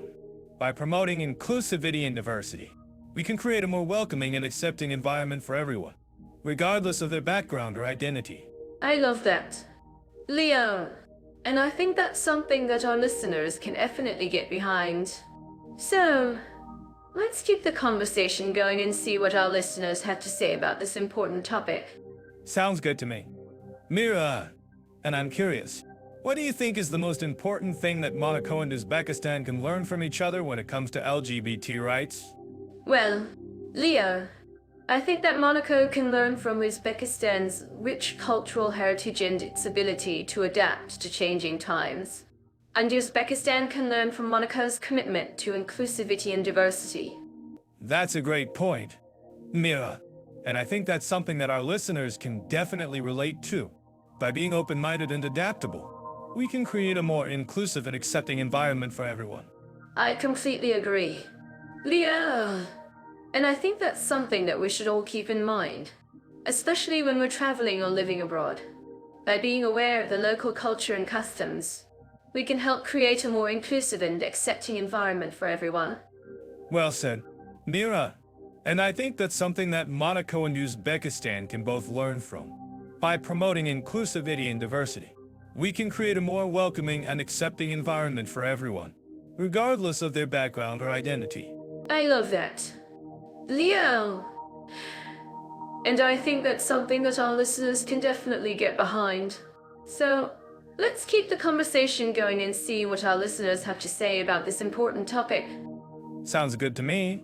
Lyra, and I'm curious, what do you think is the most significant challenge that LGBT individuals face in Uzbekistan? Well, Leo, I think that one of the biggest challenges is the lack of awareness and acceptance within the community. But I'm also curious, what do you think is the most significant challenge that LGBT individuals face in Monaco? Lyra, I think that one of the biggest challenges in Monaco is the high cost of living and the difficulty of finding affordable housing. But I'm also curious, what do you think is the most significant difference between Monaco and Uzbekistan when it comes to LGBT rights? Well, Leo, I think that one of the biggest differences is the level of awareness and acceptance within the community.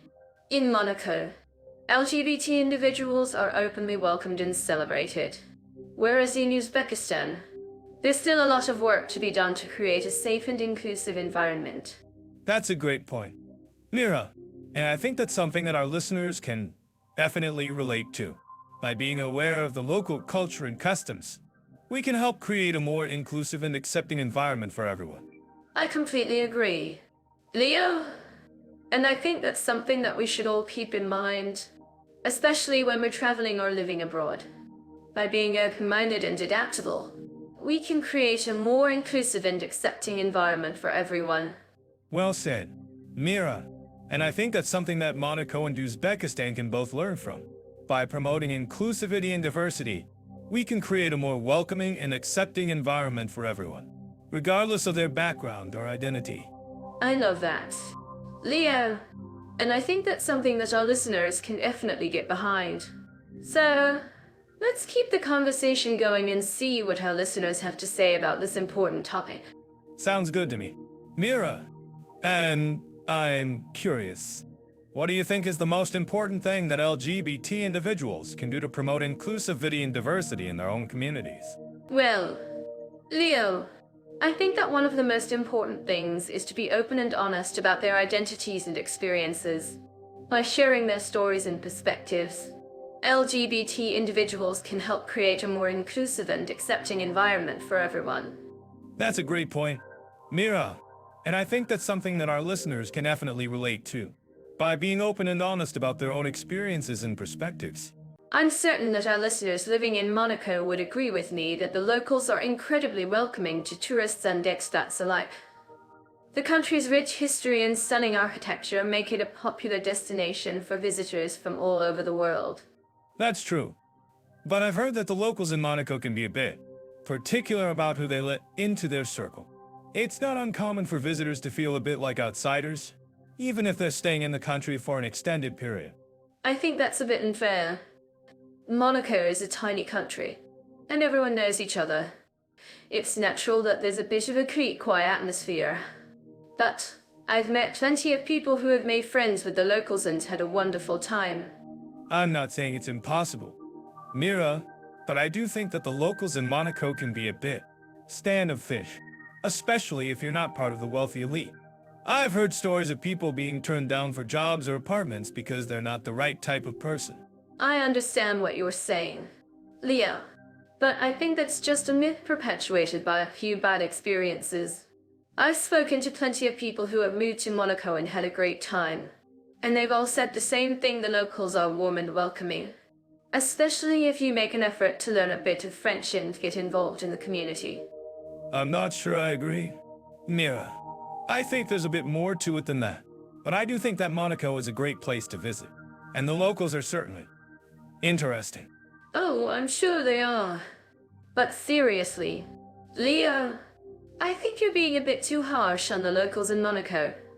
They're just trying to preserve their way of life, which is perfectly understandable. I suppose you're right, Mira.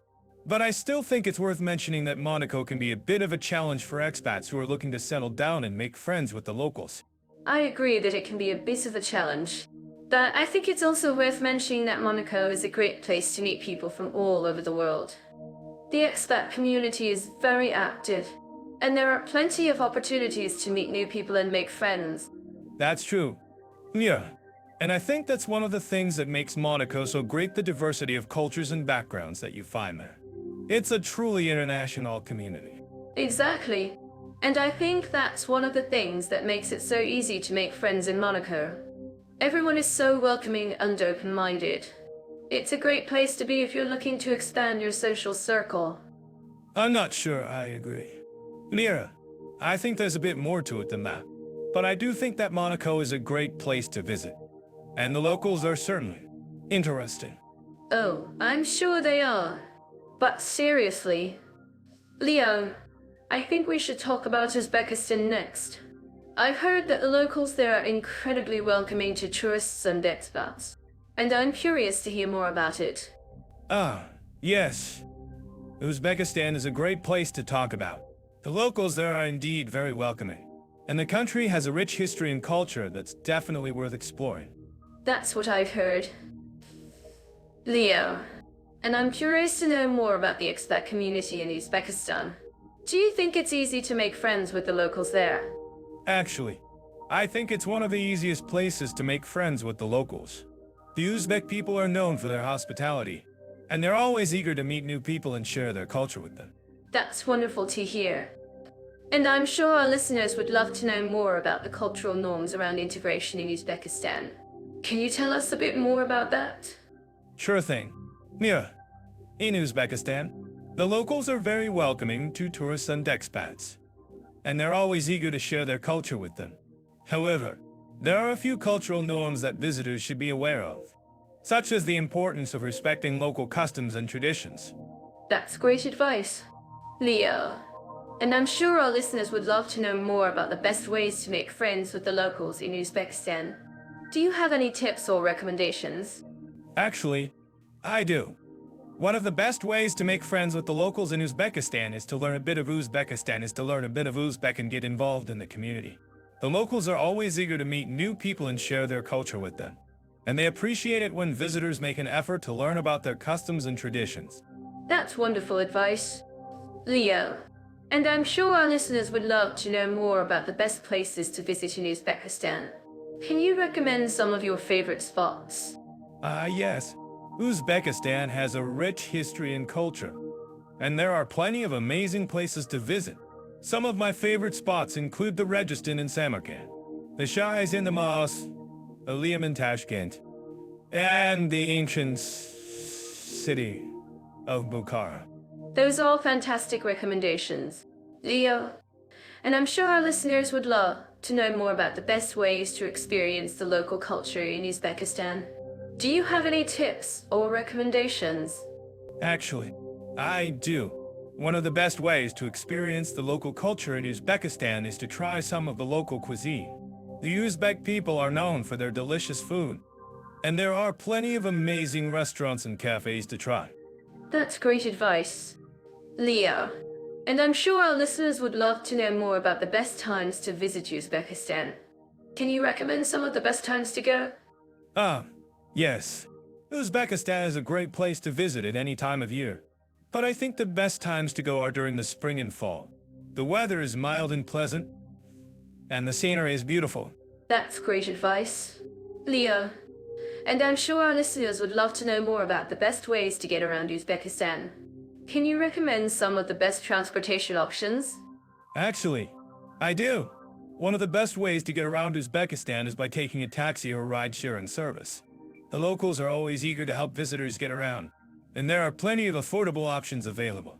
That's great advice, Leo. And I'm sure our listeners would love to know more about the best ways to stay safe in Uzbekistan. Can you recommend some of the best safety tips? Yes.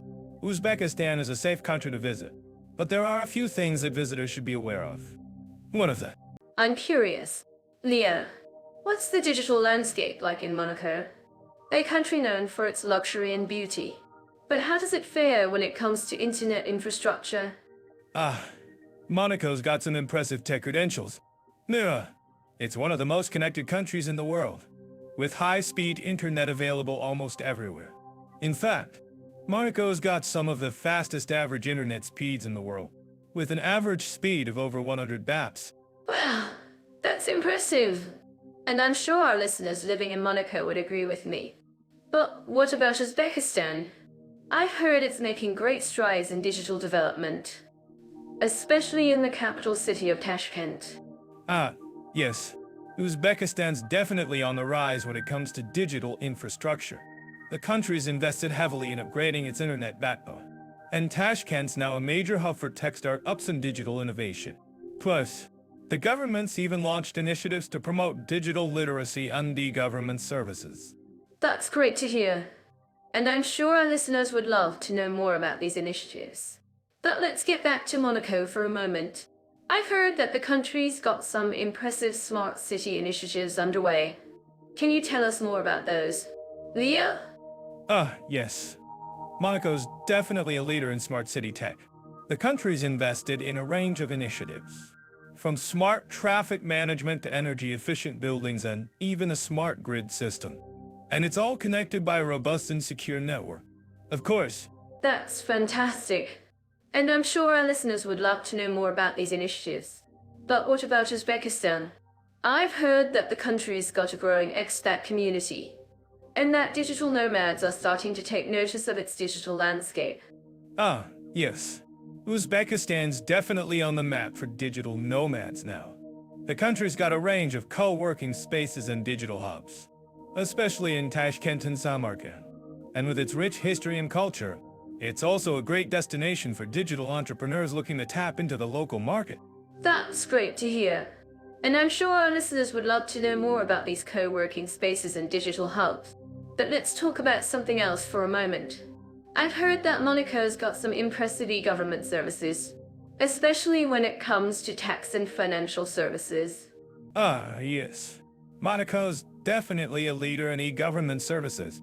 The country's got a range of online services, from tax filing to customs clearance, all connected by a secure and user-friendly platform. And it's all designed to make life easier for residents and businesses alike. That's fantastic. And I'm sure our listeners would love to know more about these e-government services. But what about Uzbekistan? I've heard that the country's got some impressive digital infrastructure, especially in the areas of data centers and cloud computing. Yes. Uzbekistan's definitely got a growing data center market, with several major players already established in the country. And with its strategic location between Europe and Asia, it's also a great hub for cloud computing and data storage services. That's great to hear. And I'm sure our listeners would love to know more about these data centers and cloud computing services. But let's get back to Monaco for a moment. I've heard that the country's got some impressive cyber measures in place, especially when it comes to protecting sensitive data. Yes. Monaco's definitely a leader in cybercustody. The country's got a range of measures in place to protect sensitive data, from encryption to intrusion detection and response. And it's all designed to keep residents and businesses safe from cyber threats. That's fantastic. And I'm sure our listeners would love to know more about these cybercustody measures. But what about Uzbekistan?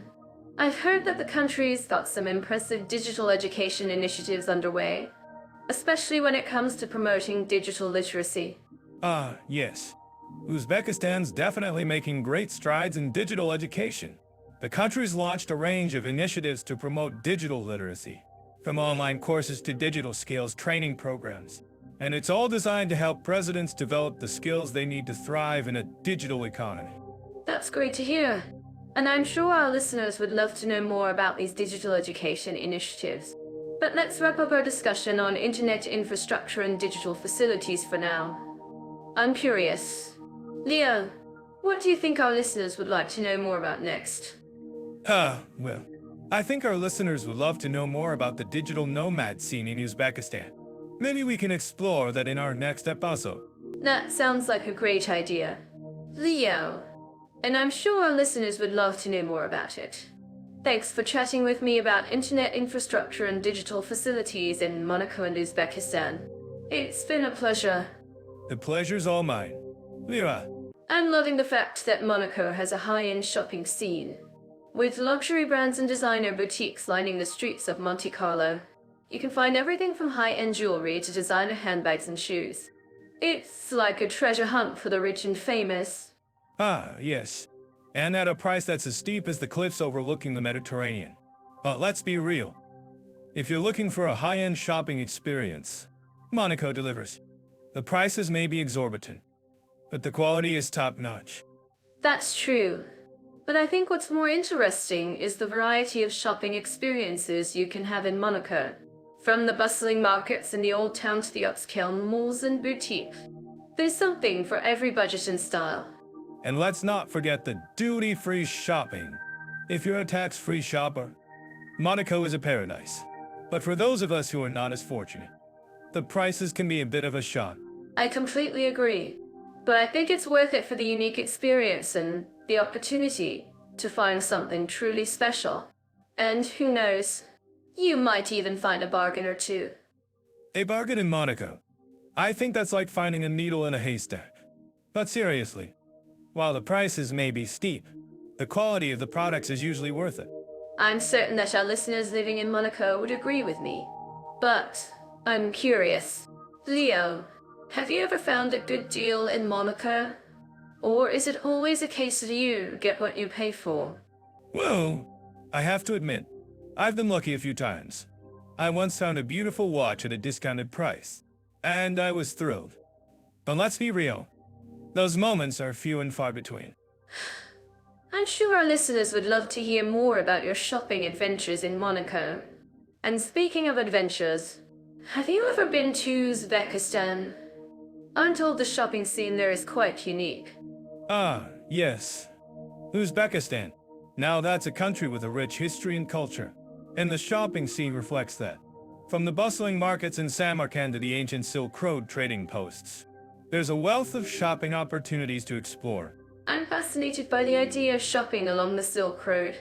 I've heard that you can find everything from beautiful hand-made crafts to precious stones and metals. And at prices that are a fraction of what you'd pay in Monaco. But let's be real. The quality may not be as high-end, but the craftsmanship and history behind the products make them truly unique. I completely agree. And I think that's what makes shopping in Uzbekistan so exciting. You're not just buying a product. You're buying a piece of history and culture. Exactly. And I think that's something that our listeners can appreciate. Whether you're looking for a unique souvenir or a one-of-a-kind gift, Uzbekistan has something to offer. And I'm sure our listeners would love to hear more about your shopping experiences in Uzbekistan. So tell us, Leah, what was the most memorable shopping experience you had in Uzbekistan? Well, I once found a beautiful handmade carpet in a small market in Samarkand. It was a truly unique piece, and I was thrilled to have found it. Well, that sounds amazing. And I'm sure our listeners would love to hear more about it. Can you tell us more about the carpet and where you found it? Yes. Of course. The carpet was made by a local artisan, and it was truly a masterpiece. I found it in a small market in Samarkand, and I was the only one there at the time. I'm sure our listeners would love to hear more about the market and the artisan who made the carpet. Maybe we can even get some tips on how to find similar pieces when we visit Uzbekistan. Oh, yes. That would be great. And I think our listeners would appreciate any tips or advice we can offer on shopping in Uzbekistan. Well, I think that's all the time we have for today's topic. But before we go, let's ask our listeners, what do you think about the shopping scene in Monaco and Uzbekistan? Do you have any favorite shopping destinations or tips to share? And don't forget to share your thoughts in the comments section below. We'd love to hear from you and continue the conversation. Dive into the vibrant world of cultural events and festivals in Monaco and Uzbekistan. From grand concerts to traditional celebrations, we'll explore the unique cultural calendars of these two countries. Yes. Monaco's annual events are a treat. The Monaco Grand Prix, for instance, is one of the most prestigious kart racing events in the world. It's a week-long extravaganza that attracts top drivers and spectators from around the globe. That's fascinating. But what about Uzbekistan? I've heard that their festivals are steeped in tradition and history. Can you tell us more about that? Well, Uzbekistan's cultural calendar is rich in festivals and celebrations. One of the most notable is the Navraz, which is a spring festival that marks the arrival of spring. It's a time for renewal and new beginnings. And it's celebrated with music, dance, and traditional food. I love that. And speaking of music, what about the concert scene in Monaco? Are there any notable musicians or bands that perform there? Ah, yes. Monaco has a thriving music scene, and it's not uncommon to see world-renowned musicians performing at the Opera di Monte Carlo. The venue hosts a wide range of events, from classical music concerts to pop and rock performances. That sounds amazing. And I'm sure our listeners living in Monaco would agree that the country's cultural events are truly world-class. But what about Uzbekistan? What kind of music can we expect to hear at their festivals? Uzbek music is a unique blend of traditional and modern sounds. You can expect to hear the sounds of the tar, a traditional Uzbek instrument, alongside modern electronic beats. It's a fascinating fusion of old and new. I'm curious to know more about the traditional music of Uzbekistan. Can you tell us about the different types of music that are played during their festivals? Yes. Uzbek music has a rich history, and it's divided into different genres, such as the makan, which is a traditional form of music that's based on Persian and Arabic influences. Then there's the folk music, which is more modern and features a mix of traditional and modern instruments. Wow, that's really interesting. And I'm sure our listeners are eager to know more about the festivals in Uzbekistan. Can you tell us about some of the most notable ones? Yes.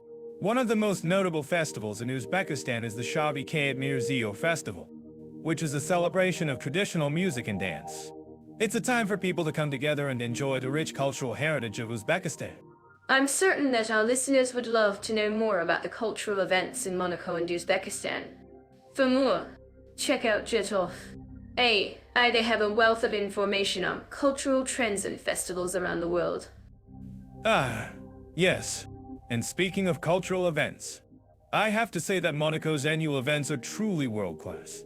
From the Monaco Grand Prix to the Monte Carlo Jazz Festival, there's always something exciting happening in the Principality. That's so true. And I'm sure our listeners would agree that the cultural events in Monaco and Uzbekistan are truly unique and worth experiencing. If you think this is wrong, please let us know in the comments below.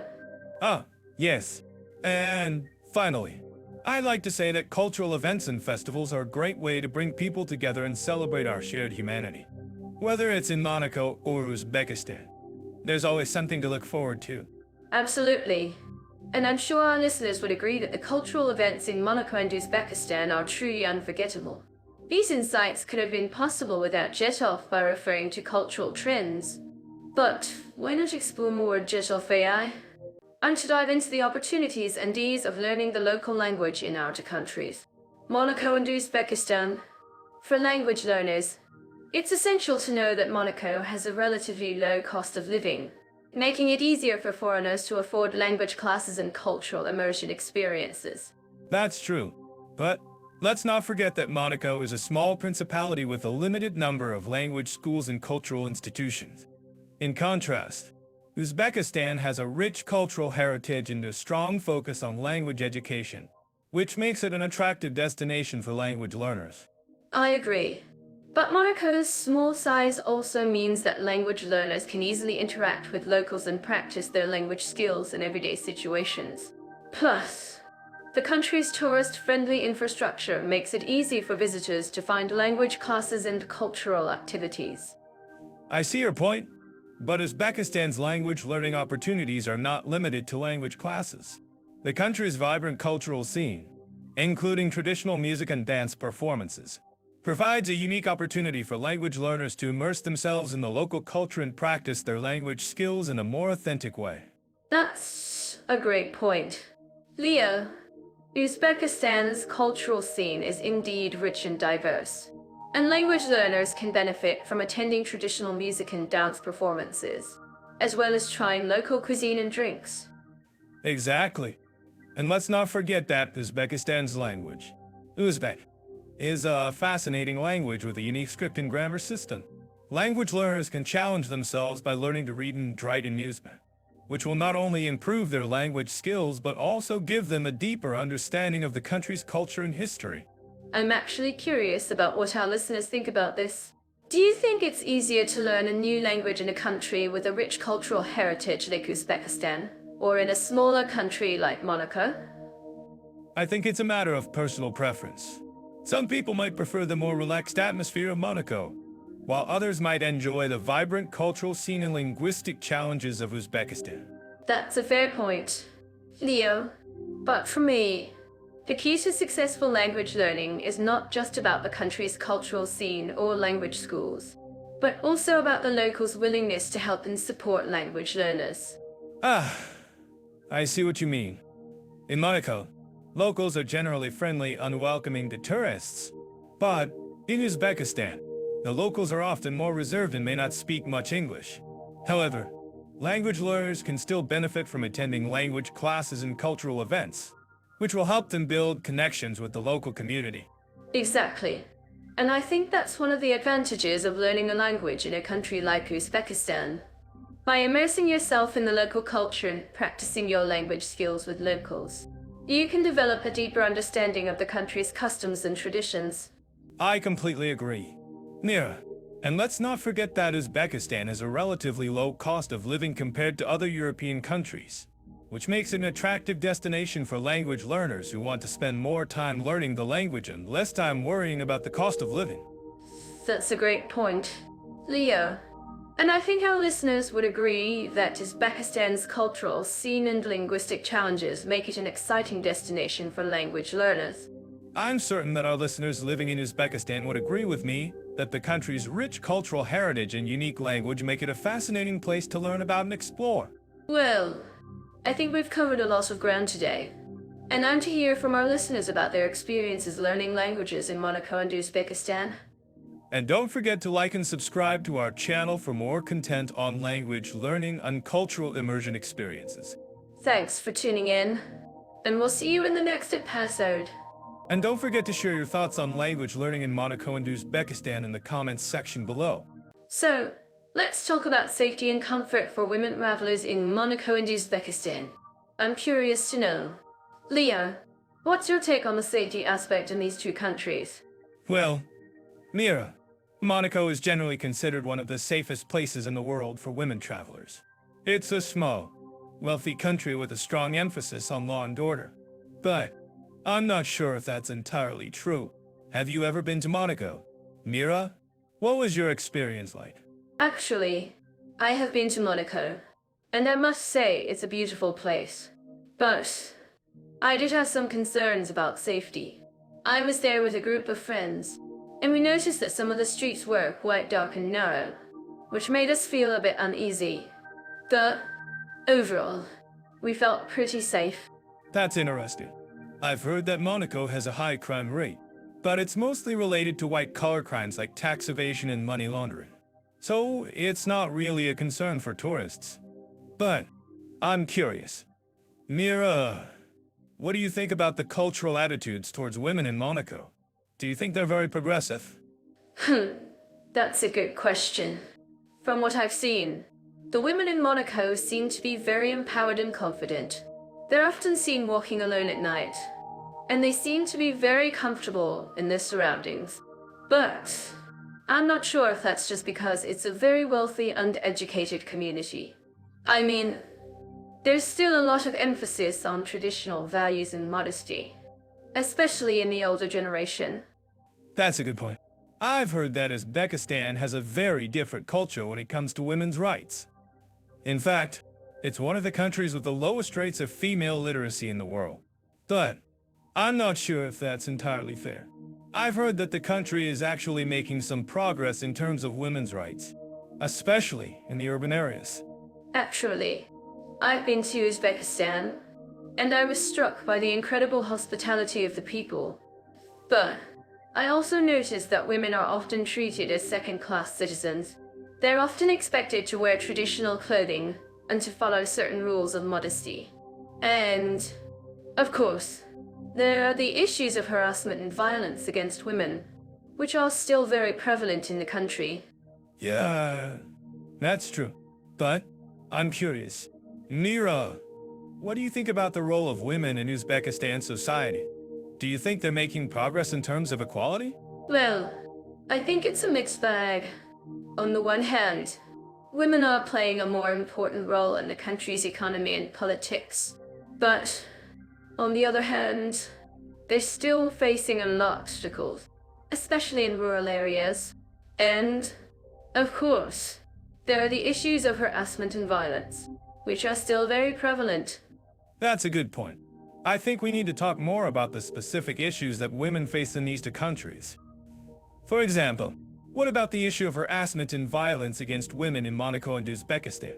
Do you think it's a big problem in either country? Actually, I think it's a big problem in both countries. In Monaco, women are often expected to be very careful and vigilant, especially at night. And in Uzbekistan, women are often subject to harassment and violence, especially in the streets and public spaces. Yeah, that's true. But I'm curious. Mira, what do you think about the role of law enforcement in preventing harassment and violence against women in these two countries? Do you think they're doing enough? Well, I think it's a mixed bag. In Monaco, the police seem to be very effective in preventing crime and ensuring public safety. But in Uzbekistan, the police are often seen as corrupt and ineffective. And, of course, there are the issues of impunity and lack of accountability, which are still very prevalent in the country. That's a good point. I think we need to talk more about the specific initiatives and programs that are being implemented to address the issue of harassment and violence against women in these two countries. For example, what about the Safe City program in Monaco, which is aimed at preventing harassment and violence against women? Actually, I've heard about that program, and I think it's a great initiative. But I'm not sure if it's being implemented effectively. I mean, it's one thing to have a program, but it's another thing to actually implement it and make it work. Yeah, that's true. But I'm curious. Mia, what do you think about the role of community initiatives in addressing the issue of harassment and violence against women in these two countries? Do you think they're making a difference? Well, I think community initiatives are crucial in addressing this issue. In Monaco, for example, there are many organizations and groups that are working to prevent harassment and violence against women. And in Uzbekistan, there are many community-based programs that are aimed at empowering women and preventing violence against them. That's a good point. I think we need to talk more about the specific ways in which community initiatives are making a difference in these two countries. For example, what about the Women's Empowerment Program in Uzbekistan, which is aimed at empowering women and preventing violence against them? Actually, I've heard about that program, and I think it's a great initiative. But I'm not sure if it's being implemented effectively. I mean, it's one thing to have a program, but it's another thing to actually implement it and make it work. Yeah, that's true. But I'm curious. Nira, what do you think about the role of women's organizations and groups in addressing the issue of harassment and violence against women in these two countries? Do you think they're making a difference? Well, I think women's organizations and groups are crucial in addressing this issue. In Monaco, for example, there are many women's organizations that are working to prevent harassment and violence against women. And in Uzbekistan, there are many women's groups that are working to empower women and prevent violence against them. That's a good point. I think we need to talk more about the specific ways in which women's organizations and groups are making a difference in these two countries. For example, what about the Women's Rights Organization in Monaco, which is working to prevent harassment and violence against women? Actually, I've heard about that organization, and I think it's a great initiative. But I'm not sure if it's being implemented effectively. I mean, it's one thing to have an organization, but it's another thing to actually implement it and make it work. Yeah, that's true. But I'm curious. Mira, what do you think about the role of technology in addressing the issue of harassment and violence? Let's dive into the world of law and individual rights in Monaco and Uzbekistan. I'm curious. Leo, How do these countries compare in terms of constitutional protections? Monaco and Uzbekistan, two vastly different places when it comes to the rule of law. Monaco, being a constitutional monarchy, has a robust system of checks and balances, whereas Uzbekistan has a presidential system with a strong emphasis on executive power. That's a great point. And I think it's worth noting that Monaco's constitution is one of the oldest in Europe, dating back to 1911. I'm certain that our listeners living in Monaco would agree with me that a strong constitution is essential for protecting individual rights. Absolutely. Mira, on Uzbekistan, on the other hand, has a relatively new constitution, adopted in 1992. While it provides for certain individual rights, there are still concerns about the enforcement of these rights, particularly in the areas of freedom of speech and assembly. That's a great example. I've always been fascinated by the way different countries approach the concept of freedom of speech. In Monaco, for instance, the government has been known to crack down on criticism of the royal family. I'm actually curious about what our listeners think about this. Well, I think it's worth noting that Uzbekistan has made some progress in recent years in terms of protecting individual rights, particularly in the area of freedom of speech. However, there is still a long way to go, and many human rights organizations have criticized the government for its treatment of journalists and dissidents. I see what you mean, Leo. And I think it's also worth noting that both countries have a strong emphasis on property rights.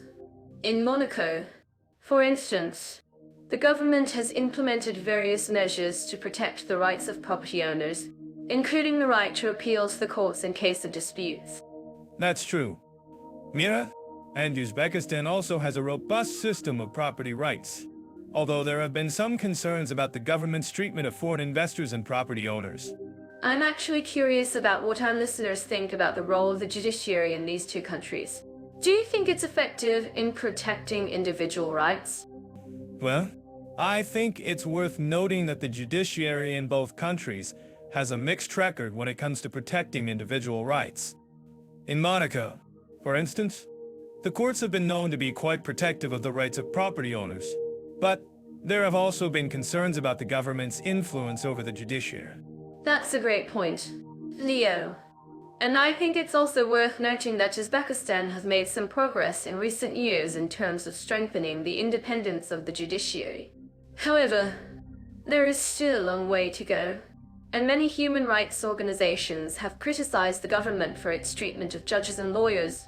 I see what you mean, Nira, and I think it's worth noting that both countries have a strong emphasis on the rule of law, although the implementation of this principle is still a work in progress.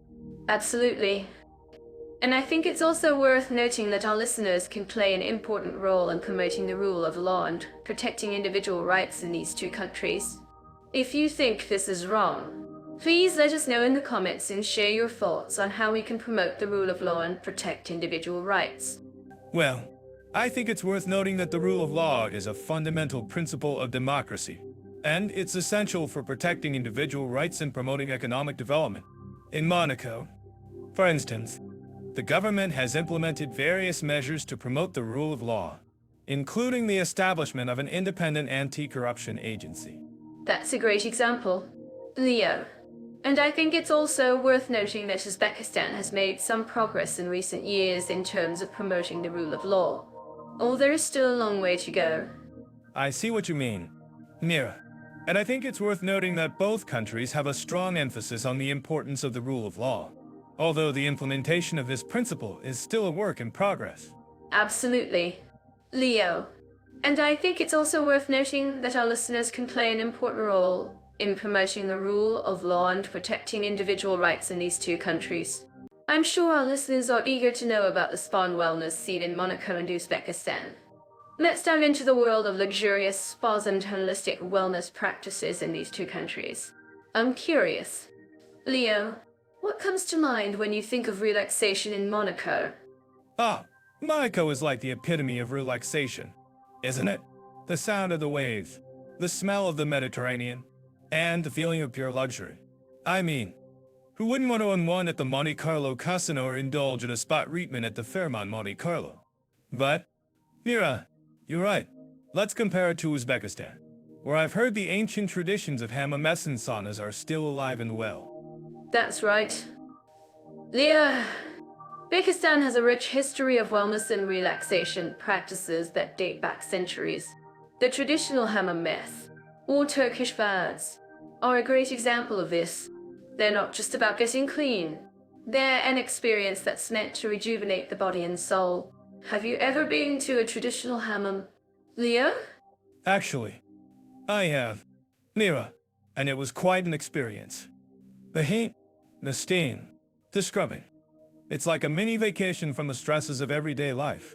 But I have to say, the luxurious spas in Monaco are on a whole different level. I mean, have you seen the spas at the Hotel de Paris or the Hotel Hermitage? Oh, yes, I have. Leo, they're truly fit for royalty. But I think what's interesting is that both Monaco and Uzbekistan have a strong emphasis on wellness and self-care. In Uzbekistan, for example, the traditional practice of shock PUL or hot stone therapy is a popular way to relax and rejuvenate. Have you heard of it, Leo? No, I haven't. Mira, but it sounds fascinating. I'm curious to learn more about it.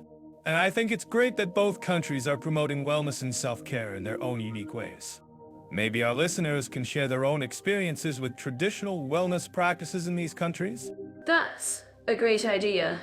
Leo, I'm sure our listeners would love to share their stories. And speaking of stories, I've heard that the ancient city of Samarkand in Uzbekistan is a hub for traditional wellness practices. Have you ever been to Samarkand, Leo? No, I haven't.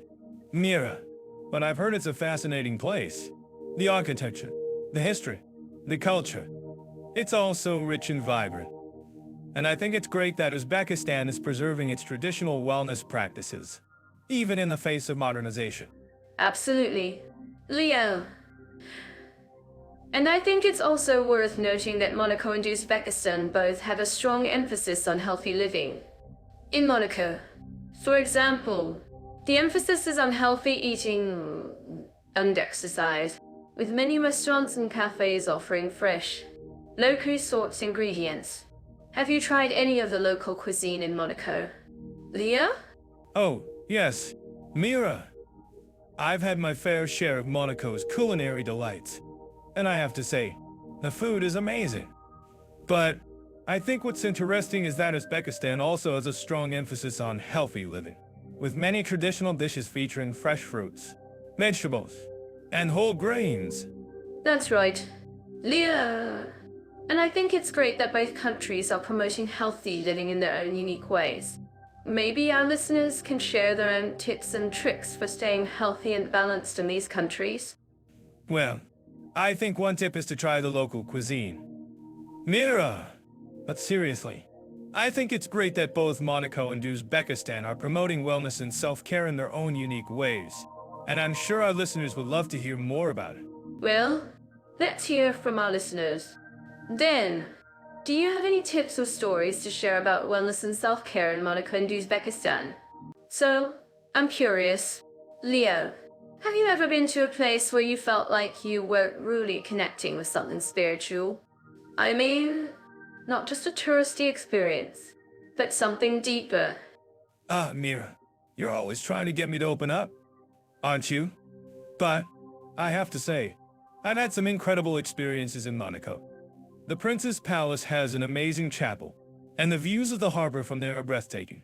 Oh, that sounds stunning. And I'm sure the palace itself is a treasure trove of history and culture. But let's talk about the opportunities for religious and spiritual needs in Monaco. How would you rate the availability of places of worship? For example. Well, Monaco has a surprisingly diverse range of places of worship, considering its small size. You've got everything from Catholic churches to mosques, synagogues, and even an Orthodox church. And, of course, the Palace Chapel I mentioned earlier. That's fantastic. I'm sure our listeners living in Monaco would appreciate the diversity of options available to them. And what about the community's support? Are there any initiatives or organizations that promote spiritual growth and well-being? Ah, yes.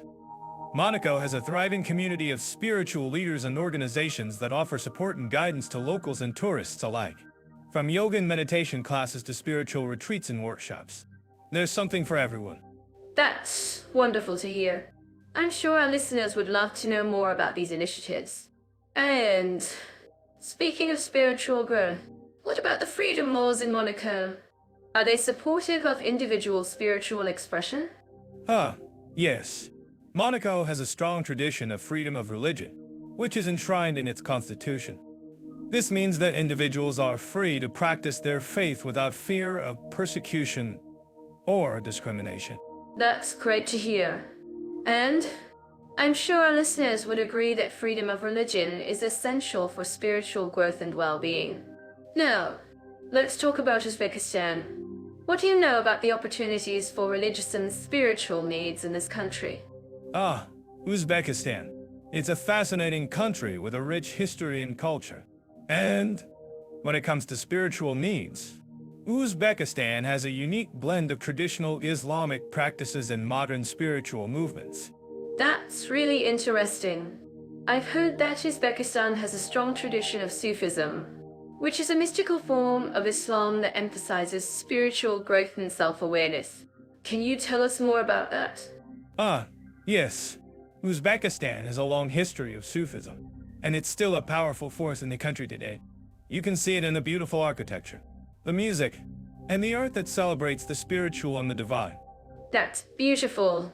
And I'm sure our listeners would love to know more about the community support and initiatives that promote spiritual growth and well-being in Uzbekistan. Are there any organizations or leaders that stand out to you? Ah, yes. Uzbekistan has a thriving community of spiritual leaders and organizations that offer support and guidance to locals and tourists alike. From traditional Islamic scholars to modern spiritual teachers, there's a wealth of wisdom and knowledge to be found. That's fantastic. I'm sure our listeners would appreciate knowing more about these initiatives. And let's talk about the freedom laws in Uzbekistan. Are they supportive of individual spiritual expression? Ah, yes. Uzbekistan has made significant progress in recent years in terms of freedom of religion, but there's still more work to be done. However, the government has taken steps to promote tolerance and understanding, and there are many organizations and individuals working to protect and promote individuals' spiritual expression. That's great to hear. And I'm sure our listeners would agree that freedom of religion is essential for spiritual growth and well-being. Thanks, Leo, for sharing your insights on this topic. I'm sure our listeners will find it really helpful. No problem. Mira, it's been a pleasure discussing this topic with you. And to our listeners, I'd love to hear from you. What are your experiences with spiritual growth and well-being in Monaco and Uzbekistan? Share your stories and insights in the comments. So, let's talk about social equality and respect for minorities in Monaco. I'm curious to know how this tiny principality manages to balance its luxurious lifestyle with inclusive policies. Does anyone know what I'm talking about? You're referring to the fact that Monaco is one of the most expensive places on the earth. Yet it has a surprisingly strong social safety net. I mean, who wouldn't want to live in a country where the government provides free healthcare and education? Exactly. And it's not just about the government. Monaco has a strong sense of community. People from different backgrounds and cultures coexist peacefully. And it's a great place to raise a family. Have you ever been to Monaco? Leo? Yeah, I have. It's a beautiful place, and the people are incredibly friendly. But I have to say, it's not all sunshine and rainbows. I've noticed that there's a bit of a disconnect between the wealthy expats and the local population. That's a great point. Leo, Monaco does have a bit of a class divide, but the government is working to address this issue. They've implemented policies to promote social mobility and reduce income inequality. I'm curious to know more about this. Leo, can you tell me more about what you saw during your visit? Sure thing. I was talking to a local, and he mentioned that the government is trying to create more affordable housing options for the locals. They're also working to promote local businesses and reduce the dominance of international luxury brands. That's fantastic. And I'm sure our listeners living in Monaco would agree that this is a step in the right direction. I'm curious to know, Leo, what do you think is the biggest challenge facing Monaco in terms of social equality and respect for minorities? Well, I think one of the biggest challenges is the lack of transparency in the government's decision-making process. Sometimes it feels like the government is more focused on catering to the wealthy expats rather than the local population. That's a great point. Leo, transparency is key in any government, and Monaco needs to work on this. But I have to say, I'm impressed by the efforts the government is making to promote social equality and respect for minorities. I'm curious to know more about this. Leo, can you tell me more about the cultural celebrations in Monaco? Yes, Monaco has a rich cultural scene, and they celebrate many festivals and events throughout the year. One of the most famous is the Monaco Grand Prix, which is a huge event that attracts visitors from all over the world. That's amazing, and I'm sure our listeners would love to know more about this. But I have to say, I'm also curious about Uzbekistan, our second country. What do you know about social equality and respect for minorities in Uzbekistan? Leo? Well, I think Uzbekistan has made significant progress in recent years in terms of social equality and respect for minorities. The government has implemented policies to promote tolerance and understanding, and there are many organizations working to protect the rights of minority groups. That's fantastic. And I'm sure our listeners would be interested to know more about this. I'm curious to know, Leo, what do you think is the biggest challenge facing Uzbekistan in terms of social equality and respect for minorities?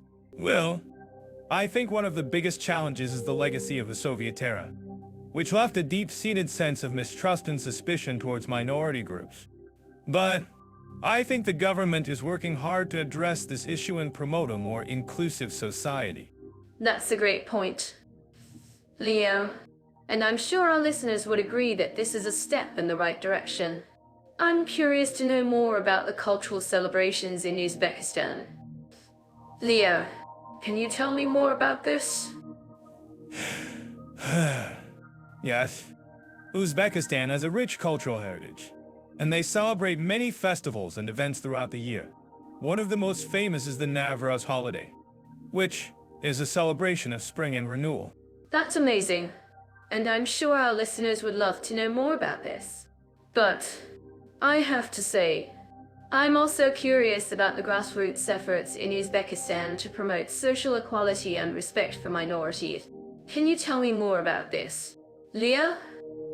Well, I think one of the most impressive things about Uzbekistan is the number of grassroots organizations working to promote social equality and respect for minorities. From women's rights groups to LGBTQ organizations, there are many people working hard to create a more inclusive society. That's fantastic. And I'm sure our listeners would be interested to know more about this. I'm curious to know, Leo, what do you think is the key to creating a more inclusive society in both Monaco and Uzbekistan? Well, I think the key is education and awareness. By educating people about the importance of social equality and respect for minorities, we can create a more inclusive society. And, of course, grassroots efforts are crucial in promoting social change. That's a great point, Leo. And I'm sure our listeners would agree that education and awareness are key to creating a more inclusive society. I'm curious to know, Leo, what do you think our listeners can learn from the examples of Monaco and Uzbekistan? Well, I think our listeners can learn that social equality and respect for minorities are not just important, but also achievable. Both Monaco and Uzbekistan have made significant progress in recent years, and there are many lessons to be learned from their experiences. That's fantastic. And I'm sure our listeners would be interested to know more about this. I'm curious to know, Leo, what do you think is the next step for both Monaco and Uzbekistan in terms of social equality and respect for minorities? Well, I think the next step is to continue to promote education and awareness, and to support grassroots efforts to create a more inclusive society. It's not going to be easy, but I'm confident that both Monaco and Uzbekistan can make significant progress in the years to come. That's a great point. Leo, and I'm sure our listeners would agree that this is a step in the right direction. I'm curious to know, Leo, what do you think is the most important thing that our listeners can take away from this conversation? Well, I think the most important thing is to remember that social equality and respect for minorities are not just important, but also achievable. Both Monaco and Uzbekistan have shown us that it's possible to create a more inclusive society, and we can all learn from their experiences. Dive into taxation in Monaco. It's known for being a tax haven. But what does that mean for long-term immigrants?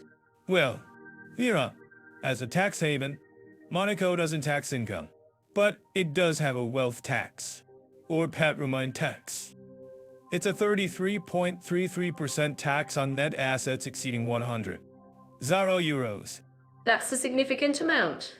Leo, I'm sure our listeners living in Monaco would agree with me that it's a good thing to know about before making any long-term plans. Exactly. Mira, and it's worth noting that Monaco also has a wealth tax on real estate, which is a 50% tax on the value of any property exceeding 500. So I think that we can count on that. 0 euros.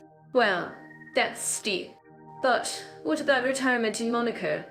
How does the system work for long-term immigrants? Retirement in Monaco is a topic that's very appealing to many. The pension system is a combination of the Caisse Nationale d'Assurance Vie and the Monaco Pension Fund.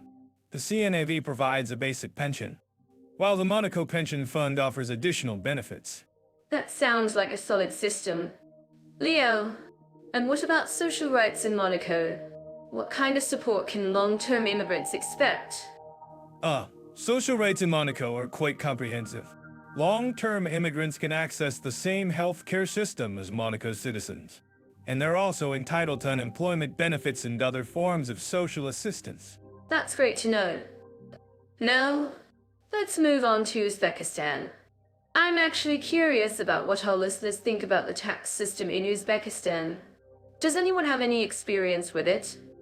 The tax system in Uzbekistan is quite different from Monaco's. Mira, Uzbekistan has a flat income tax rate of 13% and a 15% value-added tax. That's a relatively low tax rate. Leo, but what about retirement in Uzbekistan? How does the system work for long-term immigrants? Retirement in Uzbekistan is a topic that's still evolving. Mira, the government has introduced a number of reforms aimed at improving the pension system, but it's still a work in progress. I see. And what about social rights in Uzbekistan? What kind of support can long-term immigrants expect? Social rights in Uzbekistan are still developing. Mira, however, long-term immigrants can access the same healthcare system as Uzbek citizens, and they're also entitled to unemployment benefits and other forms of social assistance. That's good to know. It's interesting to see the differences between the two countries. I'm sure our listeners are taking notes. Indeed they are, Mira, and I'm sure they'll appreciate the insight into the tax, retirement, and social rights systems in Monaco and Uzbekistan. Now, let's talk about the cost of living in Monaco and Uzbekistan. How does it compare between the two countries? The cost of living in Monaco is notoriously high. Mira, a one-bedroom apartment in the city center can cost upwards of 1 million euros. Well, that's staggering. Leo, and how does the cost of living in Uzbekistan compare? The cost of living in Uzbekistan is much lower. Mira, a one-bedroom apartment in the city center can cost as little as 10 euro. That's a huge difference. Leo, I'm sure our listeners are taking note. Indeed they are, Mira, and it's worth noting that the cost of living in Uzbekistan is still relatively low, even in the major cities. That's great to know. Leo, finally, let's talk about the overall quality of life in Monaco and Uzbekistan. Which one do you think is better for long-term immigrants? That's a tough question. Mira, both countries have their pros and cons. But if I had to choose, I'd say Uzbekistan is a more welcoming place for long-term immigrants. Really? Leo? I'm not sure I agree with you. I think Monaco is a great place for long-term immigrants, especially if you're looking for a high standard of living. But Mira, you're forgetting about the cost of living in Monaco. It's a huge burden for many people. I see your point. Yeah, but I think the benefits of living in Monaco outweigh the costs. What do you think? Our listeners, do you agree with Leo or me? Oh, I think it's up to our listeners to decide. Mira, but I'm sure they'll appreciate the insight into the tax, retirement, and social rights systems in Monaco and Uzbekistan. Let's dive into the fascinating world of meeting specific interests in Monaco and Uzbekistan. Who's to explore these countries' unique offerings for enthusiasts? I know I am. I'm thrilled to be here with you. Mira, these countries offer a treasure trove of experiences for people with diverse interests. I'm curious, have you ever been to a Formula One Grand Prix in Monaco? The energy is electric. I have, and it was exhilarating. But I'm more interested in Monaco's niche hobby clubs, like its sailing and yachting communities. I mean, who wouldn't want to explore the beautiful Mediterranean waters? Yes. Monaco's sailing and yachting communities are indeed world-class. But Uzbekistan has its own unique offerings, like its traditional crafts and textiles. Have you ever tried your hand at making a traditional Uzbek silk embroidery? Actually, I have. It was a fascinating experience, and I learned so much about the country's rich cultural heritage. But I'm curious. Leo, what about the nightlife in Monaco? Is it as vibrant as people say? Monaco's nightlife is indeed legendary, with its casinos and luxury hotels. But Uzbekistan has its own unique nightlife scene, like its traditional tea houses and coffee shops. And let's not forget the stunning architecture of its cities, like Samarkand and Bukhara. That's so true. Uzbekistan's architecture is breathtaking. I'm sure our listeners would agree that both countries offer a unique blend of culture, history, and natural beauty. Speaking of which, I'm curious about what our listeners think about the rate of meeting specific interests in these countries. Do you think it's easier to find like-minded communities in Monaco and Uzbekistan?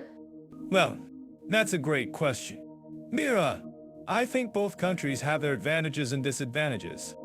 In Monaco, you have a high concentration of international events and conferences, which can make it easier to meet people with similar interests. But in Uzbekistan, you have a more laid-back atmosphere, which can make it easier to connect with locals and learn about their traditions. That's a great point. Leo, and I think our listeners would agree that both countries offer a unique experience for enthusiasts. But what about the community engagement in these countries? How do they foster diverse interests and hobbies? Oh, that's a great question. Mira, in Monaco, you have a strong sense of community, with many organizations and clubs dedicated to promoting various interests and hobbies. And in Uzbekistan, you have a rich tradition of community engagement, with many people coming together to share their knowledge and skills. I'm sure our listeners would love to hear more about these community engagement initiatives. Can you tell us more about the sailing and yachting clubs in Monaco? Leo? Yes. Monaco has a thriving sailing and yachting community, with many clubs and organizations dedicated to promoting these sports. And in Uzbekistan, you have a strong tradition of traditional crafts and textiles, with many people coming together to share their knowledge and skills. That's fascinating. I'm sure our listeners would love to learn more about these initiatives. And what about the events and festivals in both countries? How do they promote meeting specific interests and community engagement? That's a great question. Mira, in Monaco, you have a wide range of events and festivals, from the Monaco Grand Prix to the Monaco Yacht Show. And in Uzbekistan, you have a rich tradition of festivals and celebrations, like the Nowruz Festival and the Samarkand Opera Festival. I'm sure our listeners would love to hear more about these events and festivals. And finally, what advice would you give to our listeners who are interested in meeting specific interests and community engagement in these countries? That's a great question.